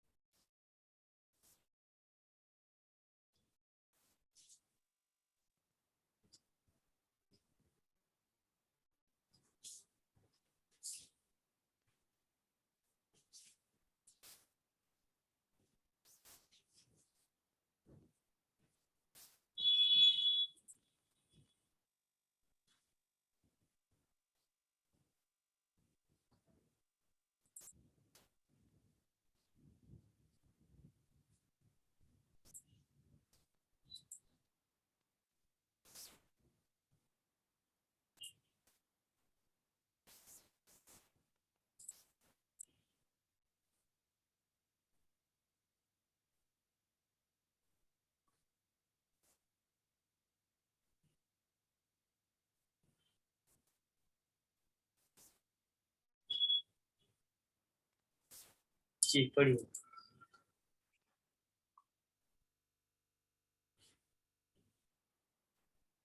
महत् सेवाम द्वार माहुर विमुक्ते, ये तो पढ़ लिया ना प्रभु? हाँ। आध्यात्मिक दृष्टि से उत्पन्न महापुरुषों की सेवा करके ही मनुष्य भव बंधन से मुक्ति का मार्ग प्राप्त कर सकता है। ये महापुरुष निर्विशेषवादी तथा भक्त होते हैं। ईश्वर से तदाकार होने अथवा भगवान का संग प्राप्त करने के इच्छुक प्रत्येक मनुष्य को महात्माओं की सेवा करनी चाहिए। ऐसे कर्मों में रुचि न रखने वाले लोग जो स्त्री तथा मैथुन प्रेमी व्यक्तियों की संगति करते हैं, उनके लिए नरक का द्वार खुला रहता है। महात्मा समभाव वाले होते हैं। वे एक जीवात्मा तथा दूसरे में कोई अंतर नहीं देखते।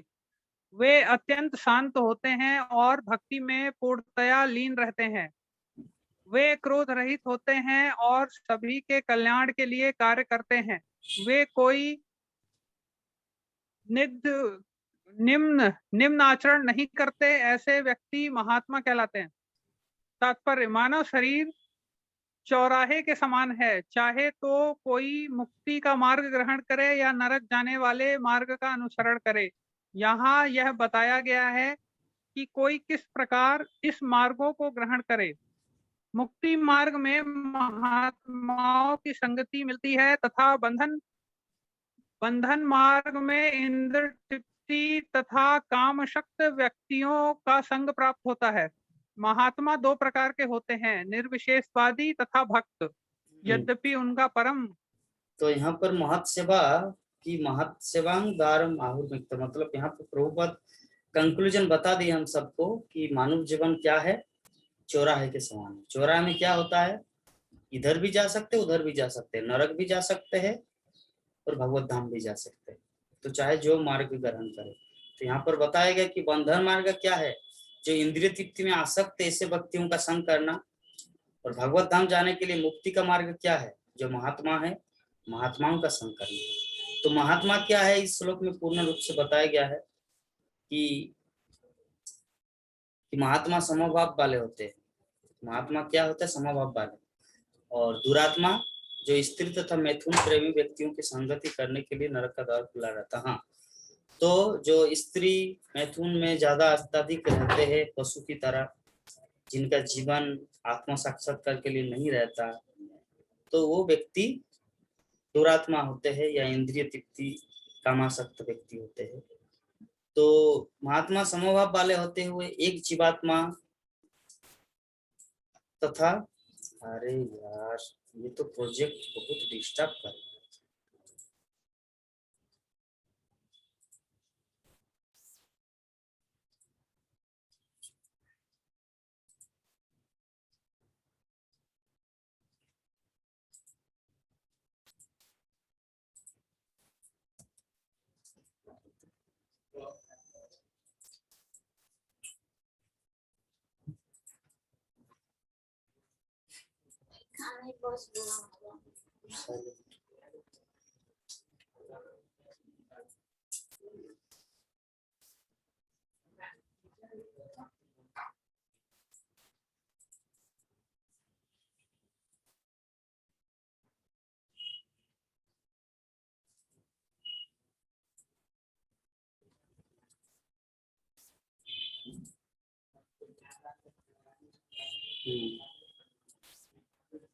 महात्मा मतलब जो शांत होते हैं, भगवान की भक्ति में लीन रहता है, क्रोध रहित होते हैं और सबों के कल्याण के लिए कार्य करते हैं।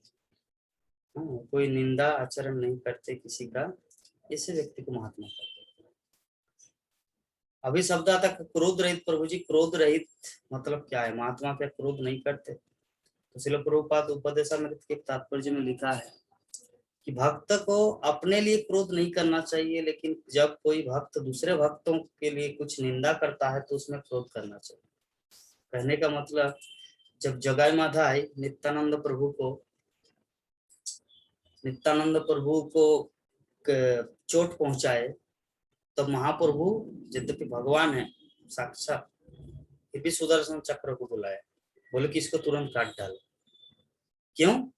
क्योंकि उसको सहन नहीं हुआ। भक्तों को क्यों मारेंगे? यद्यपि महाप्रभु को बहुत लोग बहुत कुछ बोले, लेकिन महाप्रभु कुछ प्रोटेक्शन नहीं किया। तो भक्त के अंदर क्रोध दिखाना है, लेकिन तब जब भक्तों के प्रति कोई अपराध करता है तब क्रोध करना है। अपने लिए वो क्रोध प्रकट नहीं करता। ये है भक्त का लक्षण, ये महात्मा व्यक्ति का लक्षण। तो आगे हम लोग बढ़ते हैं। मतलब क्या करना है हम लोग मुक्ति को प्राप्त करने के लिए, भगवत धाम के लिए महत सेवा। इसके बाद बताया कि 12 स्कंद में 12 अध्याय के 2 नंबर श्लोक, यहाँ पे विप्रा शब्द है। विप्रा का अर्थ क्या है? विप्रा का अर्थ है विप्र और तीर्थ। हे ऋषियों, मैं आप लोगों से भगवान विष्णु की अद्भुत लीलाएं कह चुका हूँ, क्योंकि आप लोगों ने इनके विषय में मुझसे पूछा था। ऐसी कथाओं का सुनना उस व्यक्ति के लिए उचित है जो वास्तव में मानव है। यहाँ पर सुत गोस्वामी ऋषियों को बता रहे कब, 12 स्कंद के अंत में, कि आप लोगों ने भगवान विष्णु की अद्भुत लीलाओं के बारे में पूछे थे। भगवान की अवतार कथा पुण्य, जो एक श्लोक में प्रथम स्कंद ऋषियों की जिज्ञासा प्रथम अध्याय में बोले थे, तो भी बोले कि मैं सब कुछ सुना दिया। जो वास्तव में जो मानव है वो ऐसी कथाओं को सुनने के लिए या इस कथाओं को सुनना चाहते हैं। ऐसी कथाओं को सुनना उस व्यक्ति के लिए उचित जो वास्तव में मानव है। तो इससे हम लोग को थर्मामीटर लगाना है कि जो भागवत कथा सुनता है, भगवान की कथा सुनते हैं, वो व्यक्ति मनुष्य है, और जो ऐसा नहीं करता वो पशु। ये सूत्र गोस्वामी के मत अनुसार।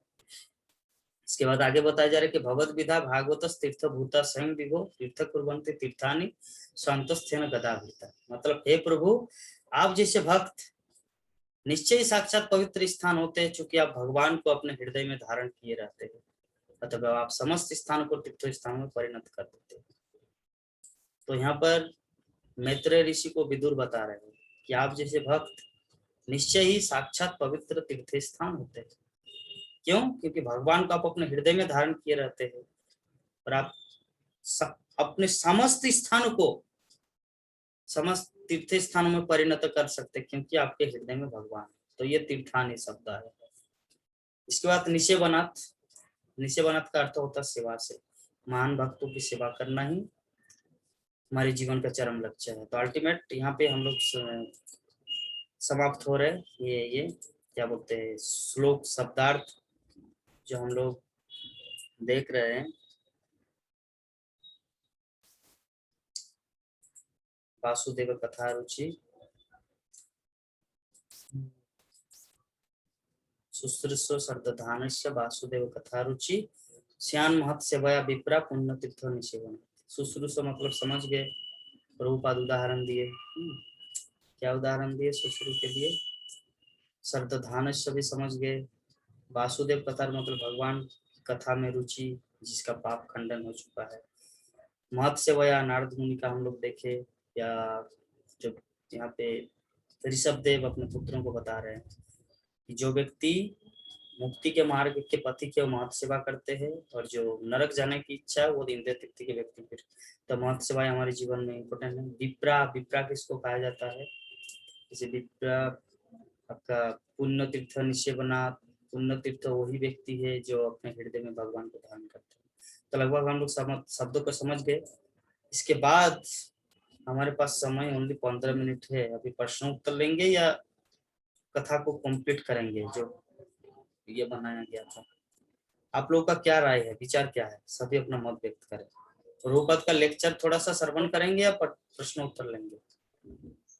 लेक्चर कर लेंगे, प्रश्न उत्तर भले हम 1 या 2 ले लें। हाँ, बहुत सुंदर। चलिए तब हम लोग चलते हैं।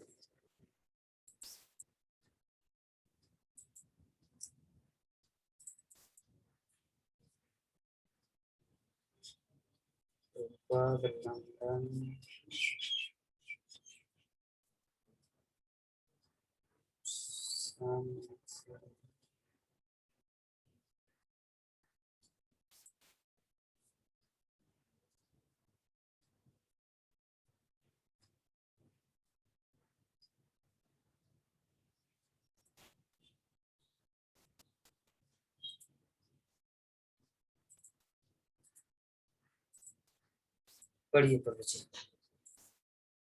भक्तगण ध्यान से सुनना, ये वाणी कोई किसी साधारण व्यक्ति का नहीं, प्रभुपाद की दिव्य उपनिषद वाणी। जैसे हम कहते हैं लॉस एंजलिस अगस्त 1972 हिंदी ट्रांसलेशन, जैसे हम कहते हैं कोई अवैध यौन संबंध नहीं, तो यह केवल एक धूर्त आदत है। अवैध, आप किसी लड़की या किसी लड़के या लड़की से शादी कर सकते हैं, आप चाहें तो यौन संबंध कर सकते हैं, नहीं, वे सहमत नहीं होंगे। वे उस धूर्त आदत अवैध यौन संबंध के लिए सहमत होंगे। तुम्हें यौन संबंध चाहिए, ठीक है, एक पत्नी लो, एक पति ले लो, लेकिन नहीं, वे बिना शादी के अवैध चाहते हैं। शादीशुदा पत्नी को छोड़ा एक और अवैध, यह अनर्थ है, धूर्तता है। वैदिक सभ्यता के अनुसार क्योंकि पुरुष बहुत आक्रामक है, इसलिए उसे एक से अधिक पत्नी स्वीकार करने की अनुमति है, उसे अनुमति है। आमतौर पर महिला आबादी पुरुष आबादी से अधिक है। तो वैदिक सिद्धांत यह है कि प्रत्येक लड़की का विवाह अभिभावक पिता द्वारा किया जाना चाहिए। एक पिता का कर्तव्य है, जैसे ही लड़की 13 वर्ष की हो, 14 वर्ष की हो, पिता का कर्तव्य है या पिता की अनुपस्थिति में उसकी शादी कराना बड़े भाई का कर्तव्य है।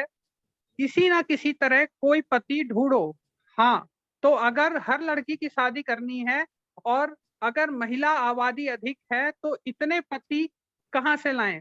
इसलिए यह बहुत अच्छी व्यवस्था है कि एक पुरुष एक से अधिक पत्नियों से विवाह कर सकता है, यह स्वाभाविक है।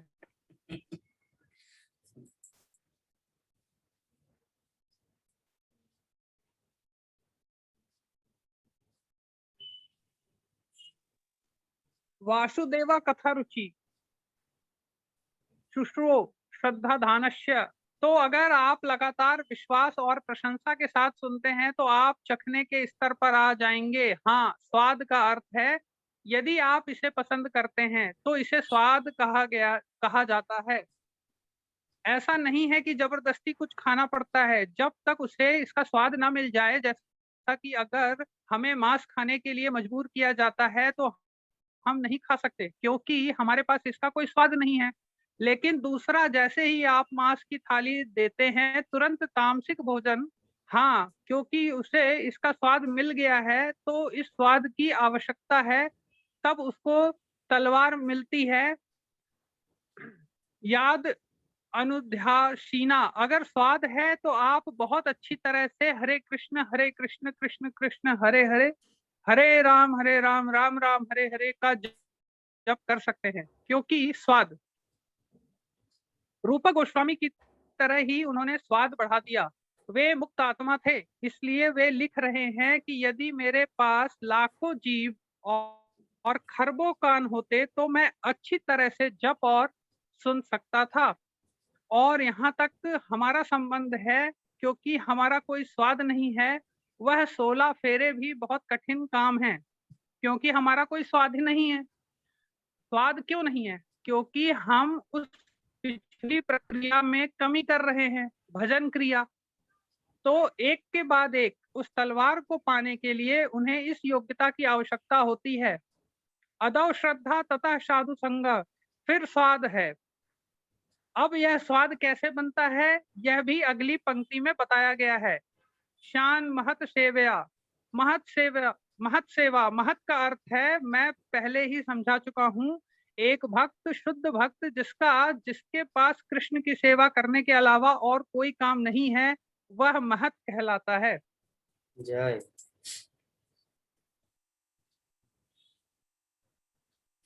हम वृंदावन अक्टूबर 27, 1972। हम यद वादासी केशव स्वीकार करते हैं, अर्जुन के नक्शे कदम पर चलते हुए जिन्होंने सीधे भगवत गीता को समझा। उन्होंने कहा, मेरे प्रिय कृष्ण, तुम जो कुछ भी कहते हो मैं उन्हें वैसा ही स्वीकार करता हूँ जैसा वह है। तब अन्य लोग कह सकते हैं, ठीक है, अर्जुन कृष्ण के मित्र थे तो फिर तो सिर्फ उनकी चापलूसी करने के लिए उन्होंने ऐसा कहा होगा।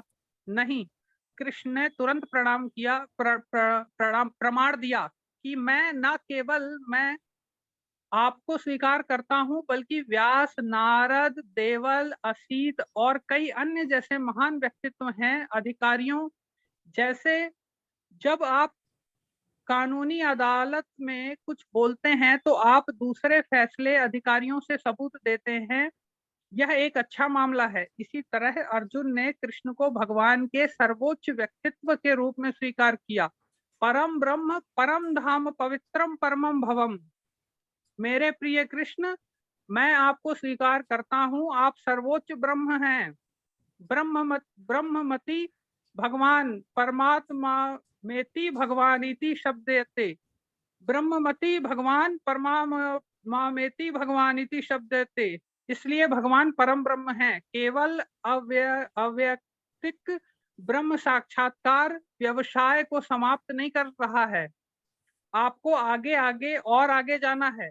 ईशोपनिषद में कहा गया है, मेरे प्रिय भगवान, कृपया अपने प्रज्वलित तेज को हवा दे ताकि मैं आपको वास्तव में देख सकूं। यह ईशोपनिषद में कहा गया है। तो मेरे कहने का मतलब है, किसी को अव्यक्तिक ब्रह्म की अनुभूति से चकित नहीं होना चाहिए। आगे भी कुछ है। मतलब प्रभुपाद कितना सरल भाषा में बताए कि ये अर्जुन जो भगवान को स्वीकार किया, ऐसा नहीं कि वो चापलूसी कर रहा है कि तुम मेरे मित्र हो इसलिए मैं तुम्हें भगवान मानता हूँ, बल्कि नारद, व्यासदेव, देवल ऋषि, असित ऋषि जैसे कई महान महान अधिकारियां जो भगवान को परम ब्रह्म स्वीकार किए हैं तब अर्जुन ने स्वीकार किया। जैसे अदालत में भी ऐसा होता है, सब उसको सबूत दिखाना पड़ता है। तो यहाँ पर प्रभुपाद बताइए कि अव्यक्तिक ब्रह्म जो है, ब्रह्म अनुभूति में ही, ब्रह्म साक्षात्कार में हम लोग चकित नहीं होना चाहिए। इसके आगे भी कुछ है, वो क्या है? ब्रह्मेति परमात्मेति भगवानेति, मतलब भगवान कृष्ण।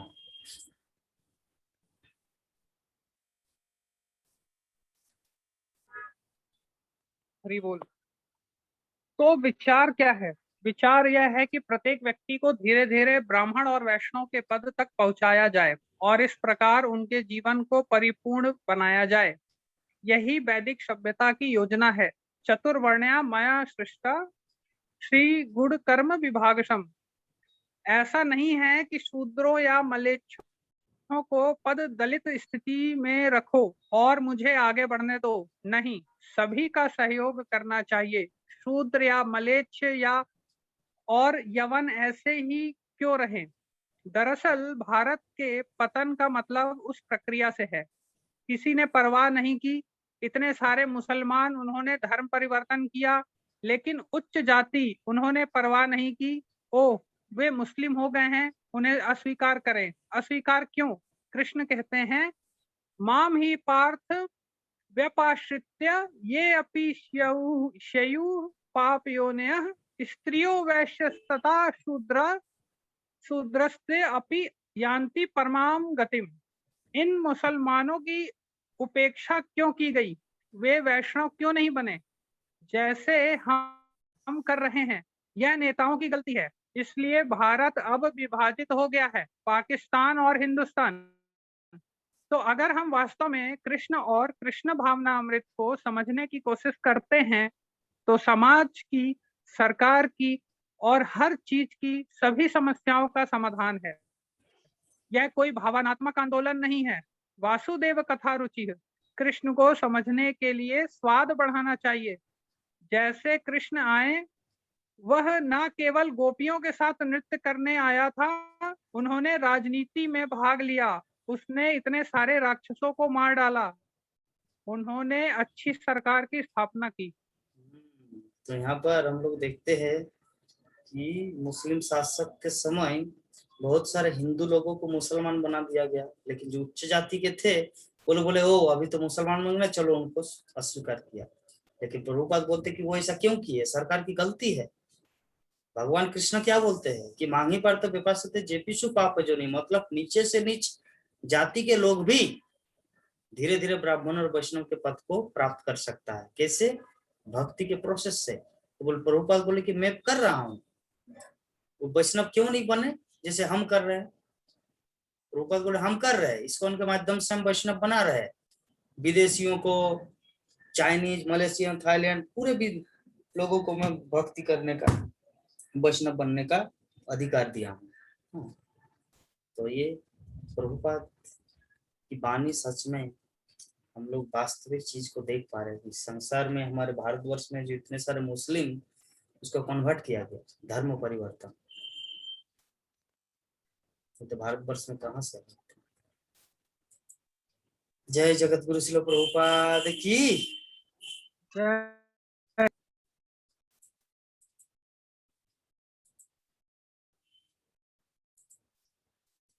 तो इस तरह आज का हमारा जो क्लास श्रीमद् भागवतम के प्रथम स्कंद के द्वितीय अध्याय का 16 नंबर श्लोक को लेकर जो चर्चा हुआ, और प्रभुपाद जो जहाँ जहाँ क्लास दिए उनमें से कुछ, प्रभुपाद बहुत कुछ बोलते हैं, लेकिन मैं तो कुछ एक दो पॉइंट आप लोगों के सामने लाता हूँ। जैसे समुद्र में से मोती लाना, अन्यथा पूरा अगर ला देंगे तो पूरा तो भर जाएगा। थोड़ा थोड़ा लाता हूँ ताकि भक्तों को चखाने के लिए, और आनंद भी आता है सभी भक्तों को। क्या आशीष प्रभु जी, आनंद आता है ना? तो प्रभुपाद का लेक्चर पाठ करते हैं। राकेश प्रभु जी का क्या खबर है? हमारे बोकारो स्कूल प्रभु जी का, तो प्रभुपाद का लेक्चर सुनते तो प्रभु जी को कैसा लगता है? अरे बहुत बड़ा भाग्य से सुनने मिलता है प्रभु जी। एकदम लग रहा है कलेजा में जाता है हाँ? प्रभुपाद जी ठीक इतना अच्छा लग ठीक रहा बोले। है, मतलब सुनने में सुनते हैं तो लगता है कि सुनते ही रहे। और सच में एक चीज देखा कि प्रभुपाद की वाणी में इतना दम है। जब जैसे मान लीजिए हम कुछ खराब काम कर रहे हैं तो प्रभुपाद जब उसे बोलते हैं तो ऐसा लगता है कि वो मीठा लगता है यार, है ना। प्रभुपाद जब बोलते हैं तो उसे मीठा लगता है। ऐसा नहीं कि ऐसे में अगर आप मान लीजिए हैबिचुएटेड है, कोई सिगरेट पीने के आदी है, अगर उनका पिताजी बोले सिगरेट मत पियो कैंसर हो जाएगा, लेकिन अगर प्रभुपाद बोलते हैं तो कितना मीठा लगता है सच में ना। उसी प्रकार हम लोग भी कुछ कुछ खराब हैबिट में हैं, लेकिन जब प्रभुपाद हम लोग को बोलते हैं कुछ अपने प्रवचन में तो इतना मीठा लगता है ये बाबा तो छोड़ना ही चाहिए। इसका मतलब प्रभुपाद की वाणी में सच में कृष्ण भक्ति की अमृत भरा हुआ है। लेट तो चलिए थोड़ा कुछ प्रश्नोत्तर कर लेते हैं, या राकेश प्रभु जी कुछ कमेंट या फीडबैक देंगे तो बोलिए। प्रभु जी तो बहुत सुंदर लग रहे हैं लाल ड्रेस में, गेरुआ वस्त्र धारण किए। ना प्रभु जी एक अपने जीवन का अनुभव छोटा सुनाते हैं प्रभु जी। क्योंकि हम लोग बार बार जो है ना वो कुत्ता पर आते हैं उसके अथी पर चर्चा में। तो मैं जब कभी जिला का अध्यक्ष हुआ करता था तो किसी एक आदमी का पैरवी करने के लिए सिविल सर्जन के यहाँ जाना था। अच्छा। उस आदमी को लेके हम गए तो सिविल सर्जन साहब रूम में थे, लेकिन उनका कुत्ता आके बार बार जो है मेरा पैर सूंघ रहा था। हम लोगों ने चप्पल बाहर ही निकाल दिया था और उसके मूंछ से हमको बहुत गुदगुदी होती थी। अच्छा। तो बार बार हमको सूंघे, उसका मूंछ से टच करे तो हमको बहुत परेशानी हो। जब आए सिविल सर्जन साहब तो हमने कहा कि सर अरे कुत्ता को बांध लीजिए। तो सर हम प्रभु जी हम पैरवी क्या करने जाएंगे। वो ऐसा बिगड़े एकदम, समझे ना, जैसा लगा कि उनका जो है प्राण को हम छू दिए। उन्होंने कहा करे राय साहब आप बताओ, आप जिला के अध्यक्ष हो, इतने बड़े कप्तानी करते हो, जिला को संभालते हो, और आपको ये सेंस नहीं है। आपको मैं अगर जो आपकी जाति से शब्द से सूचक करूंगा आपको कैसा लगेगा बोलो। आपको मैं राकेश जी बोलता हूं और हमने हमारे ब्रूनो को आपने कुत्ता कह दिया। उसको मुंह में मुंह लगा के वो ऐसा चाटने लगे। हम कहा कि हे भगवान किसका समय किसका है, देख के हम आ गए। और हम पैरवी क्या करेंगे, अच्छा संबंध इस कुत्ते के चलते मेरा जो है इनसे संबंध भी बिगड़ जा रहा है। उन्होंने कहा कि इसका नाम ब्रूनो है और साहब देखो ये देखो 10 लाख रुपए का पूरा जो है इतना मोटा सोना का पट्टा लगा के उसके गर्दन में रखे थे वो सोने का, और उस पर पूरा ब्रीफ करने लगे। तो मैंने समझा कि ये लगता है कुत्ता के साथ रह के ये भी कुत्ता हो गए हैं। एकदम भों भों मैंने भोंकने लगे पूरा जो है कि आपने जो है ना क्यों कह दिया कुत्ता। आपको मैं अगर जो भूमिहरवा कहूंगा तो कैसा लगेगा, आपको ब्राह्मण कहूंगा कैसा लगेगा, आपको जात सूचक बोला मैंने तो आपको राकेश जी बोला, इसको आप ब्रूनो बोलो। और अंत में हमसे सॉरी बुलवा के निकलो, नहीं नहीं ये रात भर खाएगा नहीं सोएगा नहीं, तो आप सॉरी बोलो हमारे ब्रूनो को। हमने कहा कि लीजिए इसका पैर पकड़ लेता हूं मैं जी क्या बोलेंगे। फिर बार बार ये कुत्ते का इतना उस कुत्ते से लगा, उसका सोने का पट्टा और चैन जो लगा करके रखे थे दम। तो आज भी गीता माता जी बोल रही थी कुत्ता के बारे में। प्रभु जी किसी किसी जन्म का किसी का प्रारब्ध होता है, वो कुत्ता किसी के घर में जो है वो पत्नी परिवार बाल बच्चों से भी प्रिय हो जाता है। तो हमने बोला कि प्रभु जी से हम जरूर शेयर करेंगे। आज से 14-15 साल पहले की बात है। तो आज बार बार देख रहे थे कि हमेशा आ रहा था कुत्ते की बात जो है। तो है प्रभु जिसको जिससे हम लोग को, जैसे हम लोग कोई कृष्ण के बारे में बोलता है तो थोड़ा चेहरा पर एक्सप्रेशन आता है, थोड़ा सा भाव माने गलत लगता है, तो उसको उस कुत्ते से ही प्रेम है। और हम लोगों को कृष्णा से प्रेम है। इस्कॉन के बारे में कोई बोलता है रिएक्ट तो नहीं करते हम लोग, लेकिन सुनते हैं। बोले भैया और थोड़ा सा गहन अध्ययन कीजिए आप, ये कोई मतलब विदेशी संस्था है आप नहीं जानते हैं। हमने प्रभु जी आप तो थोड़ा कितने दिनों से जान रहे हैं। मैं आज 5-7 सालों से सेवा कर रहा हूँ, और एक अगर अमेरिका से ये अटैच होता तो हमारा मंदिर अब तक कब का बन गया होता। 7 वर्षों में भी जमीन मिला है, छोटा रूम सब तैयार हो रहा है। तो कहाँ से पैसे हम लोग यहीं से जनरेट करते। जानिए उसके बारे में, पहले जानो तब मानो। उस पर अध्ययन कीजिए, यूट्यूब पर जाइए, फेसबुक पर जाइए, किसी लोगों से चर्चा कीजिए, प्रभुपाद का बुक पढ़िए, तब आपको अध्ययन पर पता चलेगा इस्कॉन क्या है, प्रभुपाद क्या थे, भगवान कृष्ण क्या है। अभी आप लोग देवी देवता में मूव कर रहे हैं, घूम रहे हैं, तभी समझ नहीं है। तो थोड़ा सा झेलना पड़ता है बहुत जो है ना।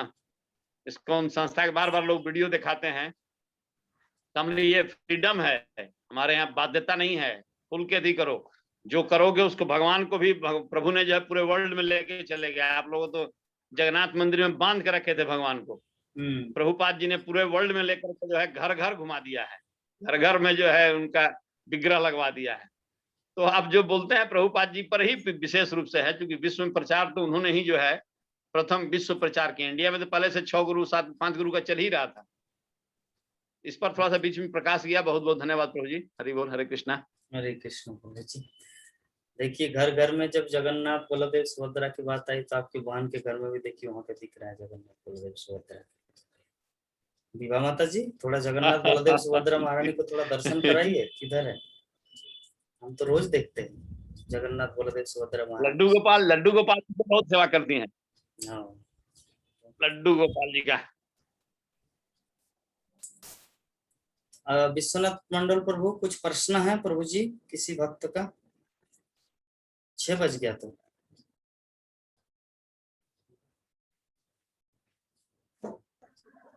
6:01 हो गया। हरे कृष्णा प्रभु जी। हाँ माता। प्रभु जी जो हम लोग हरे कृष्णा महामंत्र का जो जप करते हैं या संकीर्तन करते हैं जो, तो उसमें जो हरे शब्द है उसका क्या मीनिंग निकलता है?